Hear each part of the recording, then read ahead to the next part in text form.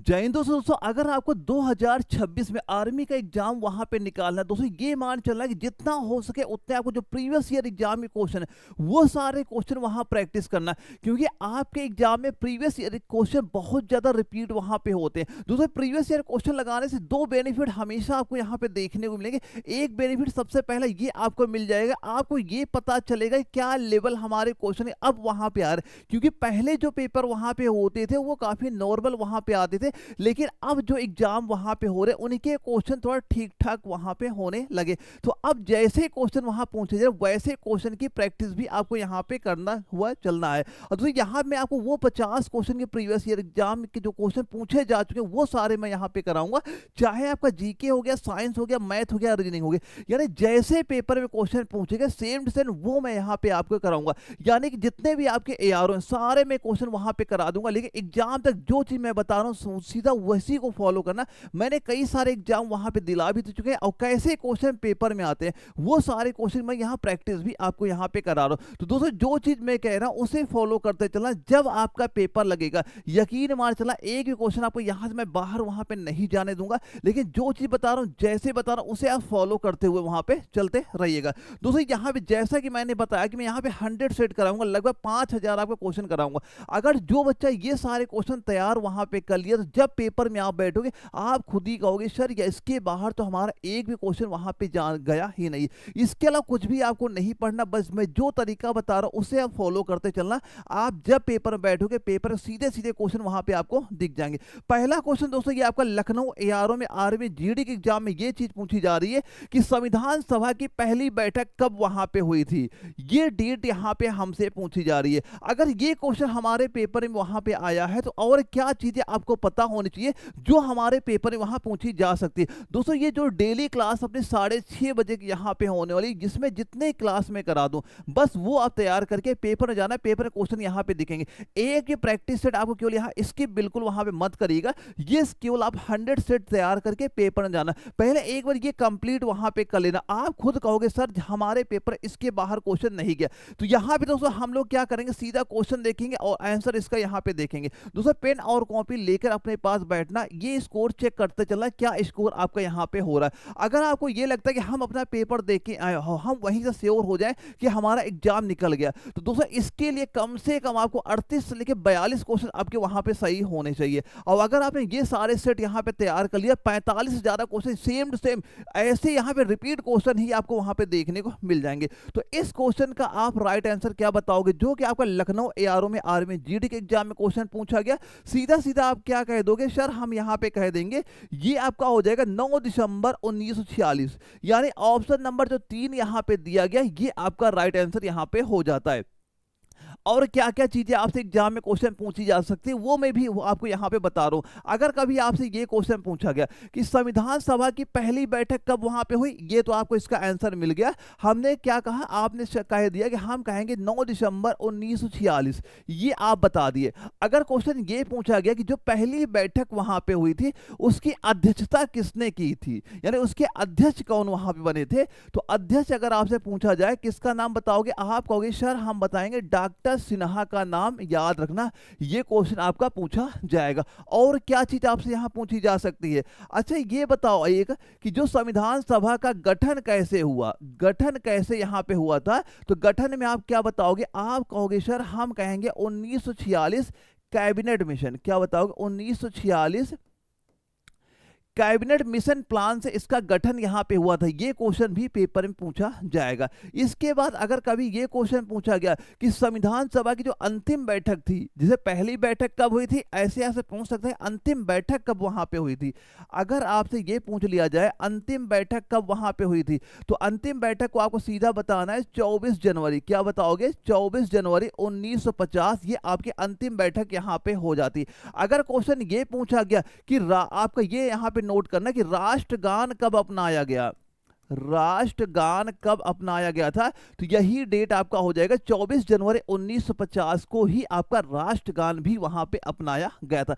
एक भी क्वेश्चन बाहर नहीं जाएगा, सारे पॉइंट बस क्लियर करते हुए चलिएगा। अगर कभी क्वेश्चन दोस्तों आपसे ये यहां पूछ लिया गया कि इसके जो आपके संविधान सभा के स्थायी अध्यक्ष, स्थायी अध्यक्ष कौन थे? स्थायी अध्यक्ष, क्योंकि जो ये आपके डॉक्टर सिन्हा थे ये आपके अस्थायी अध्यक्ष थे। अगर कभी ये भी क्वेश्चन पूछा गया कि संविधान सभा के अस्थायी अध्यक्ष कौन थे, वहां पे हम बताएंगे डॉक्टर सिन्हा का नाम ही आपको बताना है। अगर यहाँ ये आपसे पूछा गया इसके स्थायी अध्यक्ष कौन वहां पे हो जाएंगे, तो स्थायी अध्यक्ष में सीधा नाम बताना आपको डॉक्टर राजेंद्र प्रसाद का।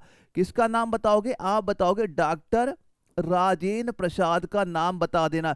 कब ये बने थे? 11 दिसंबर 1946, ये डेट आप यहाँ पे 1946 डेट आप याद कर लेना।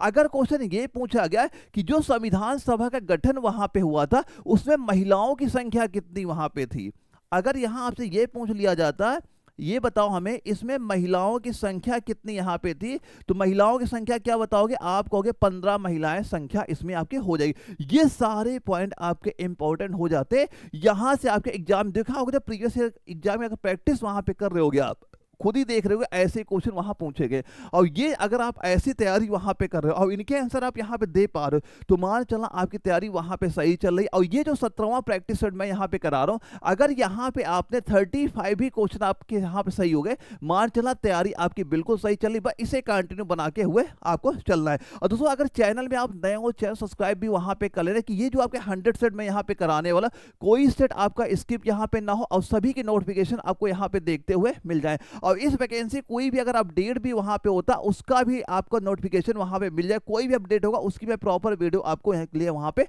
बना दूंगा। तो सारी चीजें अभी से मेरे साथ तैयारी करने वहां पे लग जाना। और एग्जाम मान चलना आपका अप्रैल महीने का लास्ट वीक या मई महीने का फर्स्ट वीक में आप सभी के एग्जाम भी यहाँ पे हो जाएंगे। अगला क्वेश्चन आता है कि भीमराव रामजी अंबेडकर ने किस वर्ष आपका महान सत्याग्रह का नेतृत्व वहां पे किया था? और गया एआरओ में आर्मी जीडी के पेपर में पूछा गया था 1925 या 1927 है, 1923 या 1918 है। तो आप इसका आंसर क्या वहां बताओगे? एक बार ये देखो, आप ये माइंड सोचना कि इसका आंसर क्या हो सकता है, क्योंकि ये सारे आपके न्यू पैटर्न बेस ही मैं सारे क्वेश्चन करा रहा हूं जो अभी आपके 2021, 22, 23, 24, 25 जो वहां पेपर वहां पे हुए, और जितने भी सेट में वहां पे हुए सभी एआरओ के मैं पेपर वहां पे करा दूंगा। लेकिन अपने साथ जो मैं बता रहा हूं आपको ये सारी चीजें पता वहां पे होनी हमेशा चाहिए वहां पे। और इसका आंसर दोस्तों आप क्या बताओगे? आप कहोगे सर हम कहेंगे 1927, ऑप्शन नंबर 2 आपका राइट आंसर यहां पे हो जाता है। दोस्तों ये जो आपका महान सत्याग्रह दिया जा रहा है ये आखिर है क्या वहां पे? तो दोस्तों ये क्या हुआ, जो महान सत्याग्रह था ये आपका 20 मार्च, डेट क्या बताओगे आप यहां पे? 20 मार्च आपका 1927 में दलित आपके जो दलित जल अधिकारी के लिए अंबेडकर ने वहां पे क्या नेतृत्व वहां पे आपका ये किया था। तो ये तो हो जाता हमारा महान सत्याग्रह यहां पे आपका हो जाता। अब कभी क्वेश्चन अगर ये पूछा गया कि अच्छा ये बताओ अंबेडकर का जन्म कब वहां पे हुआ था, ये भी पेपर क्वेश्चन आपका पूछा जाता है। अगर पूछा जाए अंबेडकर का जन्म कब वहां पे हुआ था, हम क्या कहेंगे? आप कहोगे 14 अप्रैल 1891 में जन्म इनका वहां पे हुआ था। अगर क्वेश्चन ये पूछ लिया जाए कि अंबेडकर की मृत्यु कब वहां पे हुई थी, मृत्यु अगर आपसे पूछी जाती, आप कहोगे 6 दिसंबर आपका 1956 में इनकी मृत्यु वहां पे आपकी हो जाती है। अब इसके बाद अगर क्वेश्चन ये आपसे पूछ लिया जाए कि अंबेडकर के अन्य आंदोलन कौन कौन से थे, इनके अगर अन्य आंदोलन यहां पूछ लिया जाए, जैसे एक आपका महान सत्याग्रह यहां पे था, इनके और कौन कौन से आंदोलन यहां पे हो जाते हैं, तो आप क्या बताओगे? जैसे एक आप बताओगे पूना पैक्ट बताओगे। पूना पैक्ट कब आंदोलन किया था? इन्होंने किया था 1932 में। एक और यहां पे नोट करना, काला राम मंदिर अगर इसका आपसे पूछा जाए ये कब किया था? 1930 में। तो ये दोनों डेट भी आपको पता होनी चाहिए, पेपर क्वेश्चन आपके बनेगा यहां से। तो सारी चीजें आप क्लियर करते हुए यहां पे चलिएगा। अगला क्वेश्चन आया था भोपाल एआरओ में आर्मी जीडी के एग्जाम में कि स्मृति मंधाना निम्नलिखित में से किस खेल से संबंधित यहां पे हो जाती है। तो वैसे इसका तो आप देखते ही वहां पे आंसर बता दोगे कि स्मृति मंधाना निम्नलिखित में से किस खेल से संबंधित हो जाएंगे, हम कहेंगे क्रिकेट से। ऑप्शन ए पे आपको सीधा टिक वहां पे कर देना। तो आपको जो 50 क्वेश्चन वहां पे आते हैं, 30 क्वेश्चन तो आपको बिल्कुल नॉर्मल ही आपको वहां पे दिख जाएंगे, लेकिन लगभग 30 क्वेश्चन हर बच्चा वहां पे कर लेता है।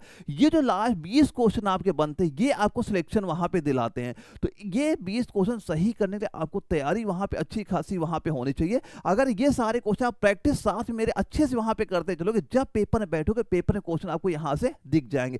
दोस्तों इसके बाद अगर हम कुश्ती की बात करें यहाँ पे, तो कुश्ती में हम किसका नाम बताओगे? आप कहोगे सर हम बताएंगे विनेश फोगाट का। किसका नाम बता दोगे? आप कहोगे विनेश फोगाट का नाम हम याद करेंगे अगर इसका पूछा गया। बैडमिंटन में अगर हमसे पूछा गया तो किसका नाम हमें याद होना चाहिए? आप कहोगे हम बताएंगे साइना नेहवाल का नाम याद कर लेना। और इसी में एक आपके याद करना पीवी सिंधु का। अगर इनका पूछा जाएगा, ये आपके इंपॉर्टेंट दोनों नाम यहाँ पे हो जाते हैं। हॉकी का अगर आपसे पूछा जाए, इसमें किसका नाम बताओगे? आप बताओगे रानी रामपाल का। किसका बता दोगे? रानी रामपाल। यानी अगर पूछा जाए साइना नेहवाल किस खेल संबंधित है, पीवी सिंधु किस खेल संबंधित है, हम बताएंगे बैडमिंटन से। रानी रामपाल किस खेल संबंधित, आप बताओगे हॉकी से। ये इंपॉर्टेंट वो नाम हो जाते हैं। अगर हमसे स्मृति मंधाना का नाम पूछा गया तो ये नाम भी आपके इंपॉर्टेंट यहाँ पे हो जाते हैं, जो पेपर में आपके बन सकते हैं। अच्छा ये बताओ, सितंबर 2025 तक प्राप्त जानकारी के अनुसार केंद्रीय शिक्षा मंत्रालय के कैबिनेट मंत्री कौन वहां पे थे? दोस्तों करंट अफेयर के 2 क्वेश्चन कंफर्म मान चलना पेपर में आपके वहां पे आते हैं। या तो आपके जो मंत्रियों के नाम पूछे जाते हैं, या फिर जो आपके जितने राज्य भारत के हो जाते हैं उनके सीएम का नाम पूछा जाएगा, या राज्यपाल का। एक क्वेश्चन यही आपके पेपर में वहां पे दिख जाएगा। तो इसमें बताओ क्या राइट आंसर बताओगे? सितंबर 2025 तक प्राप्त जानकारी के अनुसार केंद्रीय शिक्षा मंत्री, केंद्रीय शिक्षा मंत्री कौन यहां पे हो जाएंगे? इन ऑप्शन में बताना है, जो कि भोपाल एआरओ में हमारे जीडी के एग्जाम में क्वेश्चन पूछा गया था। तो हम क्या बताएंगे राइट आंसर? आप बताओगे कि केंद्रीय शिक्षा मंत्रालय के कैबिनेट मंत्री कौन हो जाएंगे? आप कहोगे धर्मेंद्र प्रधान हो जाएंगे। ऑप्शन 4 इसका लास्ट वाला हमारा राइट आंसर यहां पे हो जाता है। जैसे यहां एक ऑप्शन दिख रहा है एचडी कुमार स्वामी। एचडी कुमार स्वामी ये कौन से मंत्री हो जाएंगे? हम कहेंगे ये है आपके भारी उद्योग मंत्री। ये कौन से मंत्री हैं? भारी उद्योग मंत्री ये यहाँ पे आपके हो जाते हैं। पीयूष गोयल का नाम यहाँ पे दिया जा रहा है, ये कौन हो जाएंगे? हम कहेंगे ये हो जाएंगे वाणिज्य मंत्री आपके हो जाते हैं। नितिन जयराम गडकरी का नाम यहाँ पे दिया जा रहा है, ये हो जाएंगे दोस्तों सड़क परिवहन मंत्री यहाँ पे हो जाएंगे। ये नाम वेरी इंपॉर्टेंट यहाँ पे हो जाता है। कई बार एग्जाम में क्वेश्चन जो आपके नितिन जयराम गडकरी हैं, इनका नाम पेपर में कई बार क्वेश्चन आपका पूछा गया। सारी चीजें आप तैयार करते हुए चलिएगा। अब ये बताओ, अंतिम शुंग शासक की हत्या उसके मंत्री ने किस शताब्दी में की थी? किस शताब्दी में वहां पे की थी? और दोस्तों ये जो आपका शुंग शासक है ना, यहाँ से कई सारे एग्जाम में क्वेश्चन ऐसे बनते हैं, शुंग शासक की स्थापना किसने की? अंतिम शुंग शासक कौन वहां पे था? ऐसे क्वेश्चन पेपर में आपके बनते हैं। तो ये बताना अंतिम शुंग शासक की हत्या उसके मंत्री ने किस शताब्दी में की थी? तो उस शताब्दी का नाम आप क्या कहोगे? आप यहाँ पे कहोगे ये हो जाएगी हमारी पहली शताब्दी हो जाएगी। ऑप्शन नंबर 4 में सीधा सीधा राइट आंसर बताना है। क्वेश्चन रिपीट आपका बिल्कुल होगा आपके पेपर में, वहां पे ये चीज याद रखना और इसी हिसाब से आपको तैयारी भी यहां पे करते हुए चलना। अब दोस्तों यहां पे अगर शुंग वंश की हम लोग बात कर ले, अगर क्वेश्चन ये पूछा गया है शुंग वंश का अंतिम शासक का नाम बताओगे, अंतिम शासक इसका कौन यहाँ पे हो जाएगा? तो किसका नाम बताओगे? आप बताओगे देवभूति का नाम। किसका नाम बताओगे? हम कहेंगे देवभूति का नाम बताना है कि अंतिम शासक हो जाएगा शुंग वंश का, आपका यहाँ पे हो जाता है। अगर क्वेश्चन आपसे ये क्वेश्चन पूछा गया शुंग वंश के संस्थापक कौन वहां पे हो जाएंगे, कि शुंग वंश का संस्थापक कौन यहाँ पे हो जाएगा, तो यहाँ पे किसका नाम बताना? आप बताओगे सर हम यहाँ बताएंगे पुष्यमित्र की। ये हो जाए कब इसकी स्थापना हुई थी? आप कहोगे 185 बीसी में इसकी स्थापना वहां पे की गई थी। यानी जब मौर्य वंश समाप्त वहां पे हुआ था, इसके बाद शुंग वंश की स्थापना किसने की? पुष्यमित्र ने वहां पे आपकी की थी। यहाँ पे ये आपका इंपॉर्टेंट पॉइंट हो जाते हैं जो एग्जाम में क्वेश्चन आपके बनते हैं। तो सारी चीजें यहाँ पे तैयार करना है। इसके अंतिम शासक कौन है, इसके संस्थापक कौन है शुंग वंश के, और यहाँ पूछा गया शुंग वंश की जो हत्या उसके मंत्री ने किस शताब्दी में की थी? हम कहेंगे पहली शताब्दी में उसकी हत्या हुई थी। ये दोनों पॉइंट आपके इंपॉर्टेंट यहां पे हो जाएंगे। अब भारत के इनमें से किस पड़ोसी देश में मिलियन शहरों की संख्या सबसे अधिक है? क्या पूछा है? मिलियन शहरों। देखो मिलियन शहरों से मतलब ये हो सकता है कि ये बताओ कौन सा एक ऐसा शहर है जहां पे 10 लाख से ज्यादा आबादी वहां पे रहती है, ये चीज हमसे पूछी जा रही है। तो ये बताओ वो कौन सा देश है जहां पे शहरों की संख्या सबसे ज्यादा है, वहां पे जहां पे 10 लाख से ज्यादा आबादी वहां पे निवास करती है। क्योंकि हमारे जो सिलेबस में दिया गया भारत के पड़ोसी देश वाला जो टॉपिक दिया गया वहां क्वेश्चन है और इससे हमेशा पेपर में क्वेश्चन आपका बनता है। तो श्रीलंका है, पाकिस्तान है, नेपाल है, बांग्लादेश है और ये आपके आगरा एआरओ में जीडी के एग्जाम में क्वेश्चन पूछा गया। तो हम सीधा सीधा क्या कहोगे, वो हमारा पड़ोसी देश हो जाएगा, पाकिस्तान हो जाएगा। ऑप्शन नंबर बी पे आपको सीधा सीधा यहां पे टिक कर देना है। यानी इसमें आपके कम से कम 10 से ज्यादा शहर यहां पे आपके आ जाते हैं जिनकी आबादी आपकी 10 लाख से ज्यादा आपकी वहां पे देखने को मिल जाती है। वैसे हम यहां अगर श्रीलंका की यहां पे बात कर लेते, श्रीलंका में केवल एक ही शहर है जिसकी आबादी 10 लाख से वहां पे ज्यादा है और वो शहर कौन सा है? आप कहोगे कोलंबो। कौन शहर है आपका? कोलंबो यहां पे हो जाता है। इसके बाद नेपाल यहां पे दिया जा रहा है। नेपाल में भी एक ही शहर ऐसा है और वो शहर कौन सा है? हम कहेंगे काठमांडू यहां पे आपका हो जाता है। और यहां पे जो बांग्लादेश दिया जा रहा है, बांग्लादेश लगभग 4 शहर ऐसे यहां पे, जैसे आपका ढाका हो गया, चटगांव हो गया, यानी 4 शहर ऐसे हैं आपके बांग्लादेश में। और जो पाकिस्तान लगभग काफी शहर यानी कम से कम 8 या 9 शहर यहां पे हो जाते जिनकी आबादी आपकी 10 लाख से ज्यादा वहां पे देखने को मिल जाती है। अब इसके बाद उसे एक चीज ये ध्यान रख लेना, अगर जो बच्चा पहली बार तैयारी कर रहा है उसे ये बिल्कुल नहीं पता सर हम क्या चीज तैयार करें, क्योंकि अब एग्जाम के लिए हमारा पास वहां पे आ गया, इतना टाइम नहीं बच रहा है, तो आपको बिल्कुल परेशान नहीं होना। मैं एक बने बनाए कंप्लीट नोट्स आपको यहाँ प्रोवाइड कराऊंगा। यानी चाहे आपका ये साइंस हो, चाहे जीके हो, चाहे मैथ हो, चाहे रीजनिंग हो, इनके प्रॉपर मैं आपको हैंड रिटेन नोट्स यहाँ प्रोवाइड कराऊंगा। ये नोट्स आपको बनाने में टाइम वेस्ट नहीं करना, इन नोट्स की आपको फोटो कॉपी बस निकलवा के तैयारी करने में लग जाना। और दोस्तों साथ यहाँ 50 जो प्रीवियस ईयर के पेपर भी मैं यहाँ पे प्रोवाइड कराऊंगा, जहां पे आप ये देख सकते हो कि आपकी रैंक कितनी वहां पे आ रही है। यानी जब ये प्रैक्टिस सेट आप वहां पे दोगे तो यहाँ ये पता चल जाएगा अगर 1000 बच्चे हमारे साथ के हैं जो तैयारी कर रहे हैं और उसमें हमारी रैंक क्या आ रही है, पहली रैंक आ रही, 10वीं रैंक आ रही, 100वीं रैंक, क्या रैंक हमारी आ रही, कैसी हमारी तैयारी वहां पे चल रही है। और ये सारे नोट दोस्तों जो आपका एप्लीकेशन है एनए वाला, यहाँ मैंने ऑलरेडी आपके अपलोड यहाँ पे कर दिए। जैसे एप्लीकेशन आप डाउनलोड करोगे तो ये फोल्डर आपको यहाँ सेम आपका दिख जाएगा, जहां पे सारे नोट्स आपको मिल जाएंगे, प्रैक्टिस सेट आपको देखने को यहाँ मिल जाएगा। बस ये तैयार कर लेना, वहां पे आपको नोट्स बनाने में टाइम बिल्कुल वेस्ट नहीं करना, इसकी फोटो कॉपी निकलाना और जितना टाइम बच रहा इसी को तैयारी वहां पे आपको करना है। या फिर दोस्तों इस नंबर में व्हाट्सएप पे मैसेज कर देना, जहां मैं आपको एप्लीकेशन लिंक तो प्रोवाइड ही करा दूंगा, साथ में आपको टेलीग्राम ग्रुप का लिंक भी दे दूंगा, जहां भी ये जो क्लास यहाँ पे हो रही है उसकी पीडीएफ भी आपको देखने को वहां पे मिल जाएगी। तो ये नोट्स एक बार दोस्तों एग्जाम के पहले आप जरूर यहाँ पे तैयार कर लीजिएगा। अब ये बताना, विश्व एथलेटिक्स चैंपियनशिप में स्वर्ण पदक जीतने वाले पहले भारतीय कौन यहां पे हो जाते हैं? अंजू बॉबी जॉर्ज है, मिल्खा सिंह है, नीरज चोपड़ा है, पीटी उषा हो जाती है। तो वो बताओ कौन है जिन्होंने पहला स्वर्ण पदक वहां पे जीता था विश्व एथलेटिक्स चैंपियनशिप में। वैसे ये काफी वायरल नाम, काफी फेमस वहां पे हुआ था, काफी वायरल न्यूज वहां पे चल रही थी इनके बारे में, तो इसका आंसर भी आपको पता ही होगा। और ये आपका गया एआरओ में जीडी के एग्जाम में हमारा पूछा गया, तो आप क्या कहोगे इसका राइट आंसर? आप कहोगे सर हम यहां पे कहेंगे नीरज चोपड़ा का नाम बताएंगे, ऑप्शन नंबर 3 में आपको टिक वहां पे कर देना है। तो यहां पे क्या बताओगे? आपका ऑप्शन 3 आपका राइट आंसर यहां पे हो जाता है। यानी नीरज चोपड़ा आपके 2023 में आपके जो भाला फेंक में इन्होंने स्वर्ण पदक वहां पे आपका ये जीता था वहां पे। और दूसरे यहां पे कुछ नाम और आपके इंपॉर्टेंट यहां पे हो जाते, मिल्खा सिंह है। एक क्वेश्चन ये पूछा जाता है मिल्खा सिंह का उपनाम बताओ क्या हो जाता है? उपनाम मिल्खा सिंह का पूछा जाता है, तो इनका उपनाम क्या हो जाएगा? हम कहेंगे क्या? फ्लाइंग। क्या कह दोगे? फ्लाइंग सिख के नाम से ये आपके वहां पे जाने जाते हैं। और इन्होंने दोस्तों आपका 1958 में एशियाड में आपका 400 मीटर में स्वर्ण पदक वहां पे आपका ये जीता था वहां पे। तो मिल्खा सिंह का उपनाम कई बार क्वेश्चन पूछा गया, फ्लाइंग सिख के नाम से आपके ये वहां पे जाने जाते हैं।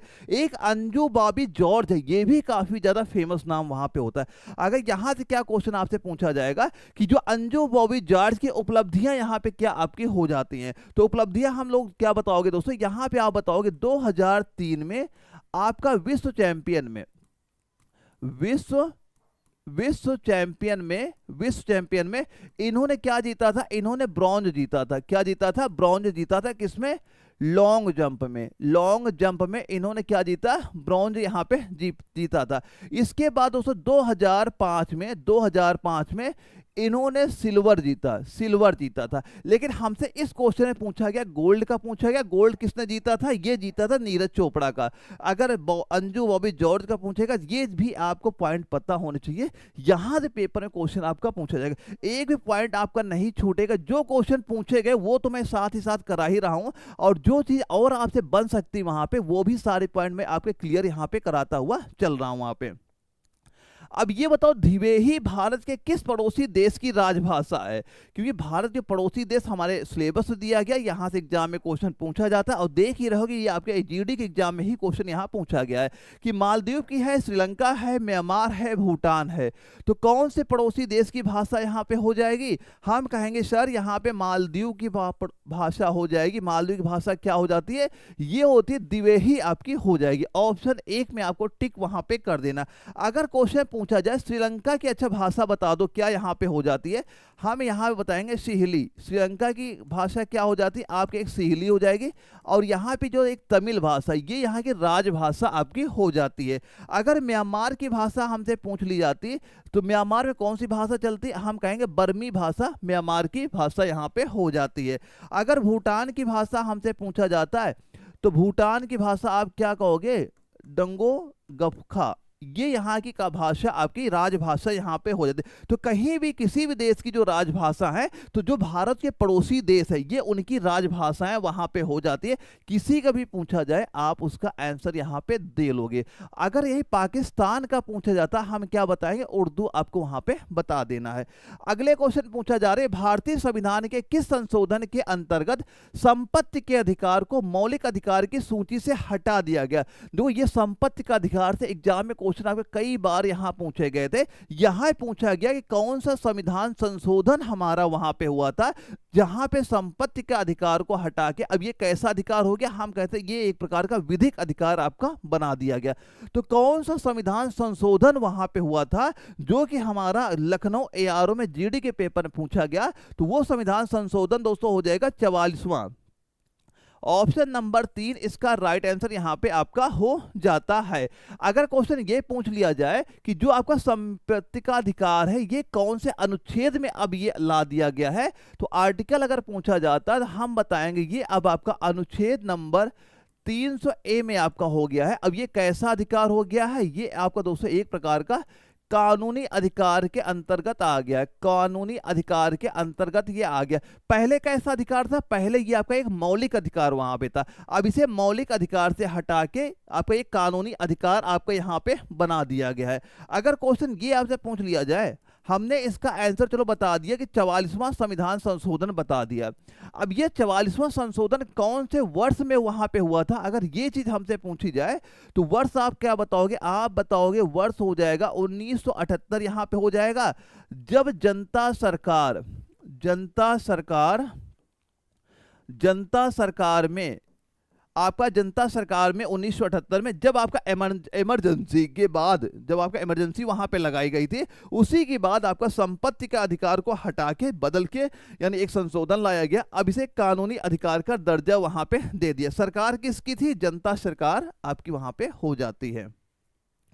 अगले क्वेश्चन में देखते हैं क्या चीज दी जा रही है जो कि हमारा गया एआरओ में जीडी के एग्जाम में पूछा गया है। ये बताओ निम्नलिखित में से कौन सा भारतीय अर्थव्यवस्था के तृतीयक क्षेत्र से संबंधित है? देखो इसमें सारे आपको पता होना चाहिए कि प्रथम क्षेत्र से क्या आता है, द्वितीय क्षेत्र से क्या आता है, तृतीय क्षेत्र से क्या आता है, क्योंकि किसी के भी अगर आपसे पूछे सभी के आंसर आप यहाँ पे दे लो। अगर यहाँ मैं तीनों यहाँ नोट करा देता हूँ। अगर देखो यहाँ पे तृतीयक क्षेत्र में क्या क्या यहाँ पे आएगा। तृतीयक क्षेत्र दोस्तों आप सीधा सीधा कहोगे जैसे हो गया आपका सेवा क्षेत्र, क्या आता है? सेवा क्षेत्र यहां पे हो गया। जैसे आपका बैंकिंग हो गया कि बैंकिंग का अगर हमसे पूछ लिया जाए बैंकिंग हो गया। जैसे एक आपका शिक्षा हो गया, शिक्षा। एक आप नोट करना लोक प्रशासन, लोक प्रशासन। लोक प्रशासन, एक नोट करें जो आपका आईटी क्षेत्र होता है, ये सारे आपके तृतीय क्षेत्र में यहाँ पे आते हैं। अब इसी प्रकार अगर ये बात कीजिए प्राथमिक क्षेत्र पहले में कौन कौन यहाँ पे आता है, यहाँ पे प्राथमिक में आ जाएगा जैसे अब कृषि हो गया या खनन हो गया, कृषि हो गया, खनन हो गया, या फिर जैसे आपका वानिकी हो गया, क्या हो जाएगा, वानिकी हो गया। एक आपका जैसे मत्स्य पालन हो गया, मत्स्य पालन, ये सारे आपके प्राथमिक, मत्स्य पालन ये प्राथमिक क्षेत्र में आपको देखने को मिल जाते हैं। वहीं पे अगर द्वितीयक क्षेत्र की हम लोग यहाँ बात करें, इसमें आता जैसे आपके उद्योग हो गए, क्या आएगा, उद्योग हो गए, या आपका विनिर्माण हो गया, विनिर्माण आपका हो गया, ये सारे, या जैसे इसी में एक नोट कर लें विद्युत हो गया, ये सारे किसमें आएंगे, ये आपके द्वितीय क्षेत्र में वहां पे आ जाते हैं। तो हम इसका आंसर क्या बताओगे, आप कहोगे लोक प्रशासन किसमें आता है, ये आपका तृतीय क्षेत्र में यहाँ पे आ जाता है, जो कि आपका सेवा क्षेत्र के अंतर्गत यहाँ पे देखने को मिल जाता है।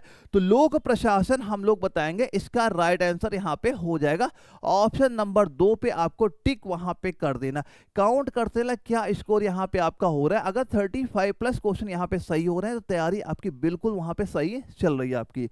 अगले क्वेश्चन में देखो क्या दिया गया है, सितंबर 2025 तक की स्थिति के अनुसार तमिलनाडु के मुख्यमंत्री, अभी मैंने बताया था कि जितने भारत के राज्य हैं उनके राज्यपाल उन राज्यों में कौन है और उनके सीएम याद करना। एक क्वेश्चन आपका दिखेगा पेपर में, और सेम वैसे ही मैं क्वेश्चन करा रहा हूं ताकि आपका पूरा सिलेबस एक बार रिवाइज भी वहां पे हो जाए और आप अपनी तैयारी को कंटिन्यू आगे भी बढ़ा पाओ, और ताकि आपको ये पता चल जाए कैसे कैसे क्वेश्चन हमारे पेपर में पूछे जा रहे हैं।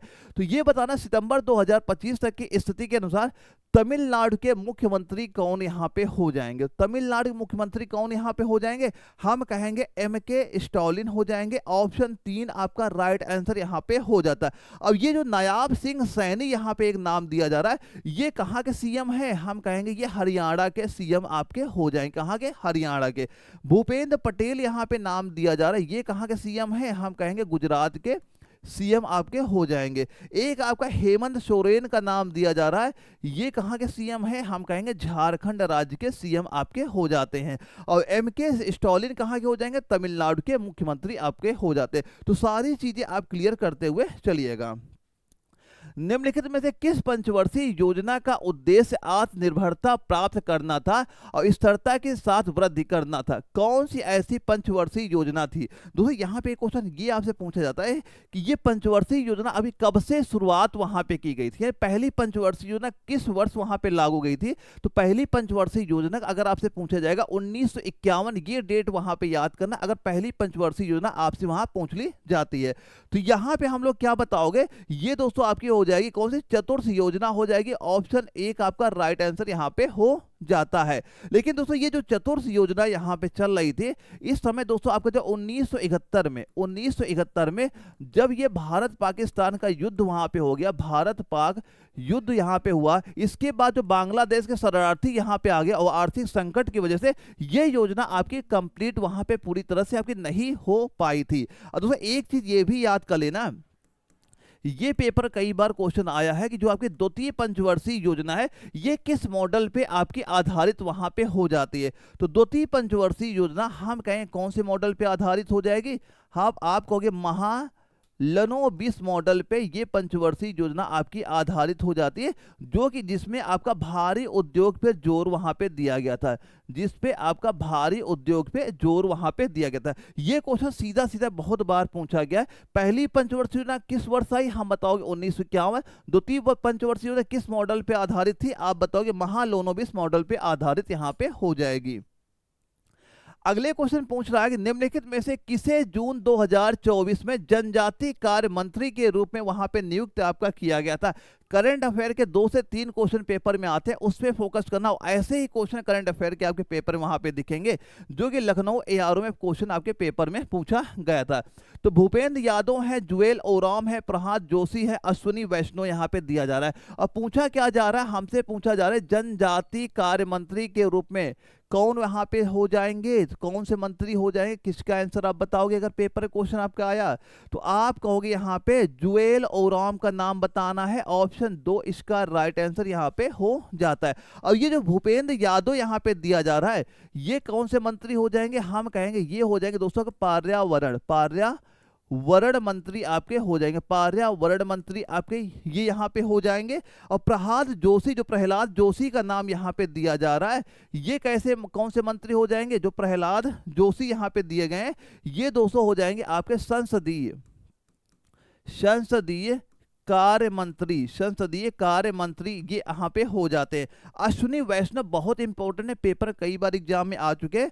तो अश्विनी वैष्णव में क्या बताओगे, ये दोस्तों हो जाएंगे आपके रेल और आपके आईटी मंत्री आपके यहाँ पे हो जाते हैं। अगर क्वेश्चन आए कि रेल मंत्री किसके, मतलब रेल मंत्री कौन यहाँ पे हो जाते हैं, तो आपको बताना है अश्विनी वैष्णव का नाम बताना है। ये आपका इंपॉर्टेंट है, ये पेपर में बहुत बार क्वेश्चन पूछा गया है कि रेल मंत्री कौन यहाँ पे आपके हो जाते हैं।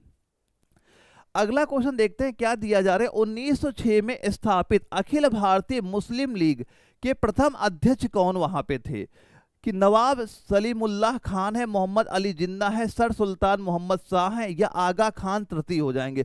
पूछा जा रहा है मुस्लिम लीग के प्रथम अध्यक्ष कौन वहां पे हो जाते हैं।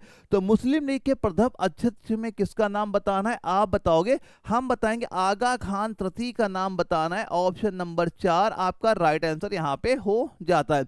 अगर क्वेश्चन ये आपसे पूछा गया कि जो आपका मुस्लिम लीग की स्थापना कब वहां पे हुई थी, अगर क्वेश्चन पूछा जाए मुस्लिम लीग की स्थापना अगर आपसे पूछ ली जाए कब इसकी यहाँ पे हुई थी, आप बताओगे यहाँ पे 30 दिसंबर 1906 में। और कहाँ पे हुई थी, आप कहोगे ढाका में। कहाँ पे हुई थी, आप कहोगे ढाका में यहाँ पे हो गई थी। अगर क्वेश्चन ये आपसे पूछा गया कि अच्छा ये बताओ मोहम्मद अली जो जिन्ना थे ये आपका मुस्लिम लीग में कब शामिल वहां पे हुए थे, तो मोहम्मद अली जिन्ना ये कब मुस्लिम लीग में शामिल हुए थे, आप कहोगे 1913 में शामिल वहां पे हुए थे। और ये मोहम्मद अली जिन्ना आपके मुस्लिम लीग के अध्यक्ष कब वहां पे बने थे, तो अगर अध्यक्ष का पूछा जाएगा तो हम बताओगे 1916 में ये आपके मुस्लिम लीग के अध्यक्ष भी वहां पे बन गए थे वहां पे। तो ये सारे पॉइंट आपके क्लियर वहां पे होने चाहिए। अगला क्वेश्चन आता है निम्नलिखित में से क्या भारत में किसी राज्य के राज्यपाल की शक्ति के अंतर्गत नहीं आता है, यानी जो राज्य का राज्यपाल की शक्ति के अंतर्गत क्या चीज यहाँ पे आपका नहीं आएगा। विधायी शक्तियां हैं, कार्यपालक शक्तियां हैं, अनिवार्य शक्ति है, या आपका विवेकाधिकार है। तो इनके अंतर्गत कौन सी शक्ति यहाँ पे आपकी नहीं आएगी, ये चीज पूछी जा रही है। तो इसका आंसर सीधा सीधा आपको क्या बता देना है, ये दोस्तों आपका हो जाएगा जो यहाँ पे हमारा अनिवार्य शक्ति आपका दिया गया है, ऑप्शन 3 इसका राइट आंसर यहां पे हो जाता है। अगर क्वेश्चन आपसे ये पूछ लिया जाए कि राज्यपाल की जो नियुक्ति है ये कौन करता है, यानी इसका मतलब चुनाव कौन करता है, नियुक्ति कौन करता है यहाँ पे, तो आप बताओगे राज्यपाल की नियुक्ति कौन करेगा, आप कहोगे हम कहेंगे कि राष्ट्रपति करेगा। राष्ट्रपति करेगा किस आर्टिकल के तहत, अनुच्छेद अगर पूछा जाए आप कहोगे अनुच्छेद नंबर 153 से 162 में इससे संबंधित आपका यहाँ पे हो जाता है कि राज्यपाल की नियुक्ति कैसे वहां पे हो सकती है और इनका चुनाव कौन करता है, नियुक्ति कौन करता है, आप कहोगे राष्ट्रपति इनका नियुक्ति वहां पे आपका करता है। अगर क्वेश्चन ये पूछ लिया जाए कि राज्यपाल की विधायी शक्तियां क्या क्या हैं, अगर राज्यपाल की विधायी शक्तियां इसके पास क्या क्या वहां पे होती है, हम कहेंगे जैसे आपका हो गया बिल पर सहमति, बिल पर सहमत एक शक्ति ये इनकी यहां पे हो गई। एक आपने कह दिया जैसे अध्यादेश जारी करना, अध्यादेश जारी करना एक शक्ति ये यहां पे आपकी हो गई। कौन से आर्टिकल में, आपका आर्टिकल नंबर 213 में इसके बारे में वहां पे आपकी बात की गई। तो ये इनकी विधायी शक्तियां यहाँ पे आपकी हो जाती है। तो सारे चीजें आप तैयार करते चलना, आप काउंट ये कर जरूर कर लेना स्कोर कितना यहाँ पे हो रहा है। अगर ऐसे क्वेश्चन के आप आंसर दे पा रहे हो जो हमारे पेपर में ऑलरेडी पूछे जा चुके हैं, तो अगर इनके आंसर आपने सही दे दिए, मान चला तैयारी आपकी सही चले, बस एग्जाम तक जो चीजें मैं बता रहा हूँ उसे फॉलो करते जरूर चलना। ये 100% बिल्कुल तैयार कर लेना, आपके पास एक भी क्वेश्चन यहाँ से बाहर नहीं जाएगा। अब यहां दोस्तों अगला क्वेश्चन दिया जा रहा है कि जो प्रत्यावर्ती धारा को प्रत्यक्ष धारा में बदलने वाला, यहां दोस्तों हमारे साइंस के क्वेश्चन आपके स्टार्ट हो जाते हैं। ये हमारा साइंस का क्वेश्चन पहला आपका हो गया कि प्रत्यावर्ती धारा को प्रत्यक्ष धारा में बदलने वाला क्या है। ट्रांसफार्मर है, डायनमो है, या आपका ऑसिलेटर है, या आपका रेक्टिफायर है। गया एआरओ में हमारे एग्जाम में क्वेश्चन पूछा गया था। अगर पेपर में आपके ये क्वेश्चन पूछा गया तो आंसर क्या बताना है? आप कहोगे सर हम बता देंगे, रेक्टिफायर का नाम बताएंगे। ऑप्शन नंबर 4 आपका राइट आंसर यहाँ पे हो जाता है। देखो ट्रांसफार्मर क्या करता है, ट्रांसफार्मर दोस्तों ये क्या करता है, ये केवल वोल्टेज बदलता है। क्या बदलता है? वोल्टेज। यानी अगर लाइट कम है तो लाइट क्या करता है, मतलब बराबर करता है, लाइट को तेज बढ़ाता है। यानी इसका मेन काम क्या रहता है, ये एसी से एसी में ही कन्वर्ट आपका यहाँ पे करता है। डायनमो ये क्या करता है दोस्तों, डायनमो क्या करेगा, डायनमो में आप बताओगे ये आपका यांत्रिक ऊर्जा से किसमें बदल देगा, आपका ये विद्युत ऊर्जा में कन्वर्ट यहाँ पे आपका ये कर देता है। यानी एसी को डीसी बदलता है। ये क्या करेगा, हम कहेंगे ये आपका एसी को डीसी में, ये आपका डीसी में कन्वर्ट आपका यहाँ पे कर देगा, एसी को डीसी में बदल देगा। एक यहाँ पे ऑसिलेटर यहाँ पे दिया जा रहा है, ये आपका फ्रीक्वेंसी सिग्नल बनाता है। ये क्या करता है, फ्रीक्वेंसी सिग्नल आपका यहाँ पे बनाता है। और प्रत्यावर्ती धारा को प्रत्यक्ष धारा में कौन बदलेगा, हम कहेंगे रेक्टिफायर आपका वहां पे बदल देता है। अगला क्वेश्चन क्या दिया जा रहा है, मानव रक्त का पीएच मान क्या कितना होगा। दोस्तों यहाँ पे जीके लिख गया, लेकिन हमारे साइंस के क्वेश्चन अब सारे यहाँ पे चलेंगे। जो 15 क्वेश्चन आपके साइंस के यहाँ पूछे जाते हैं, और साइंस भी आप काउंट कर लेना कि क्या इसको साइंस में आपके यहाँ पे हो रहा है कि मानव रक्त का पीएच मान कितना यहाँ पे होगा, 7.2, 7.8, 6.6 या 7.4।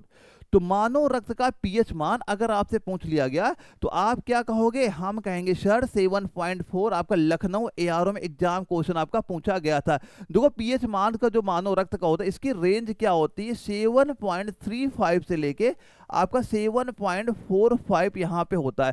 यानी कोई भी ऑप्शन अगर आपको दिखेगा इनके बीच में ही आपको यहाँ पे देखने को मिल जाएगा। कोई भी पूछा जाए आप इनके बीच में ही ऑप्शन आपको वहां पे दिखेगा, इसी के बीच में आपका पीएच मान वहां पे हो जाएगा। अब बताओ, इस पेड़ की छाल से मसाले के रूप में उपयोग की जाती है, कि पेड़ की छाल जो है मसाले के रूप में उपयोग की जाती है। दालचीनी है, लौंग है, नीम है, ताड़ है। तो क्या बताओगे आंसर, इस क्वेश्चन का राइट आंसर कितना यहाँ पे कह दोगे। यानी बताना है कि इस पेड़ की छाल मसाले के रूप में उपयोग की जाती है। आप कहोगे दालचीनी का नाम बताना है। ऑप्शन नंबर 1 यहाँ पे राइट आंसर हो जाए। क्या कहोगे, ऑप्शन नंबर 1 आपका इस क्वेश्चन का राइट आंसर यहाँ पे हो जाता है।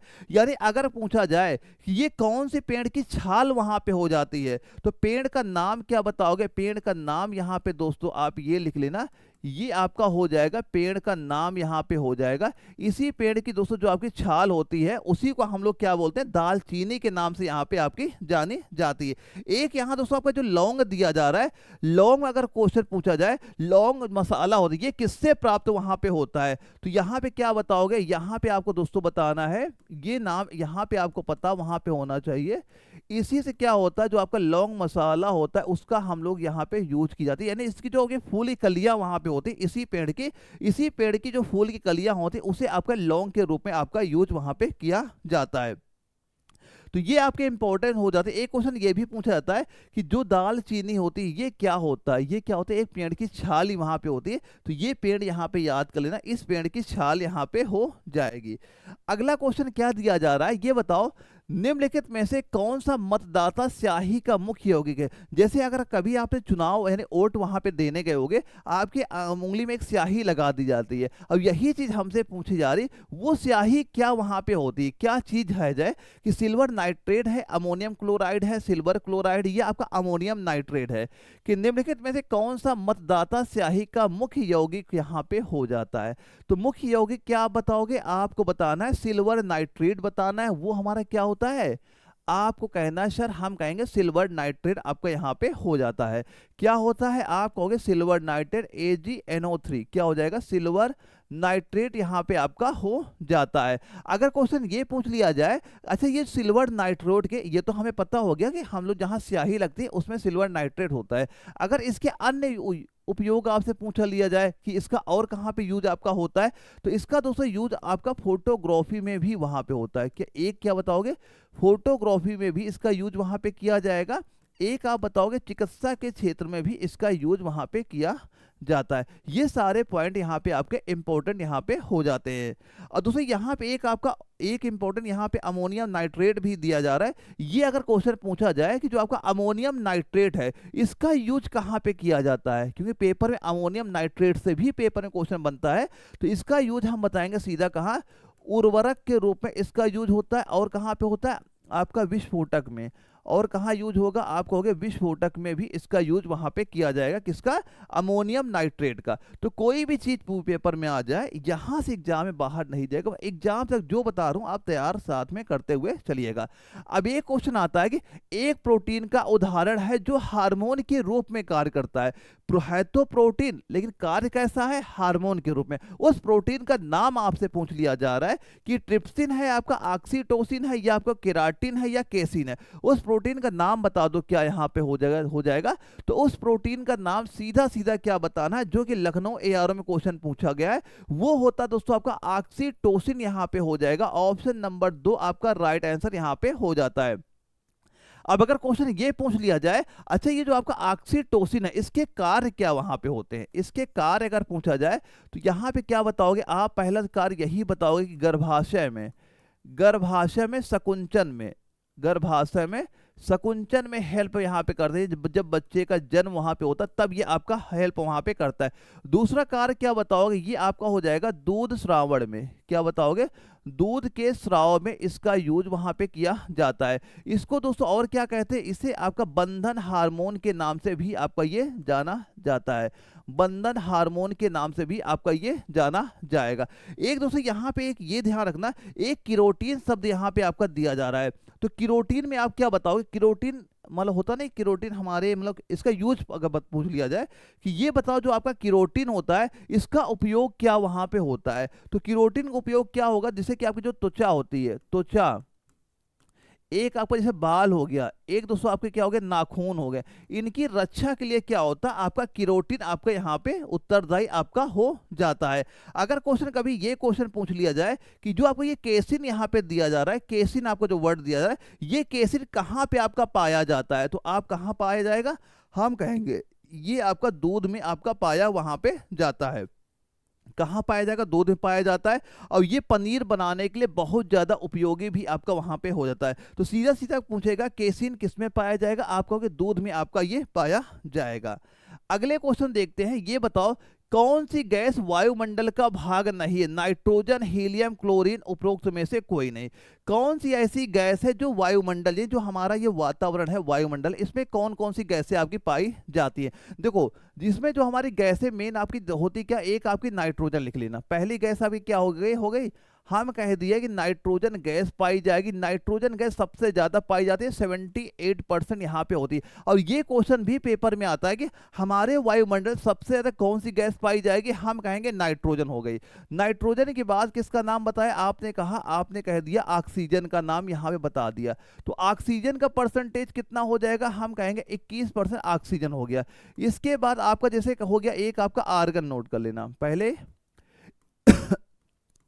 इसके बाद आर्गन हो गया, इसका परसेंट 0.93 परसेंटेज हो जाएगा। इसके बाद क्या होती है CO2 कार्बन डाइऑक्साइड, इसका परसेंट 0.04% आपका यहाँ पे हो जाता है। यानी ये सारे क्या हो जाते हैं, जो हमारी वायुमंडल है यहाँ पे, ये गैसों का परसेंटेज यहाँ पे हो जाता है। और यहाँ पे हम देख रहे हैं क्लोरीन हमारी नहीं दिख रही है, यहाँ पे क्लोरीन आपकी यहाँ पे नहीं दिख रही। तो क्लोरीन आपकी नहीं पाई, हीलियम भी आपकी कुछ मात्रा में आपकी पाई जाती है, लेकिन क्लोरीन आपकी बिल्कुल वहां पे नहीं पाई जाती है। ये डिटेल्स याद कर लेना। अगर कोई भी चीज पूछ ली जाए कि हमारे वायुमंडल सबसे ज्यादा, यानी नाइट्रोजन का परसेंटेज पूछ ले कितना है 78, ऑक्सीजन का 21, या फिर आपसे आर्गन का पूछ ले, CO2 का पूछ ले, सभी नाम आपको पता वहां पे होने चाहिए।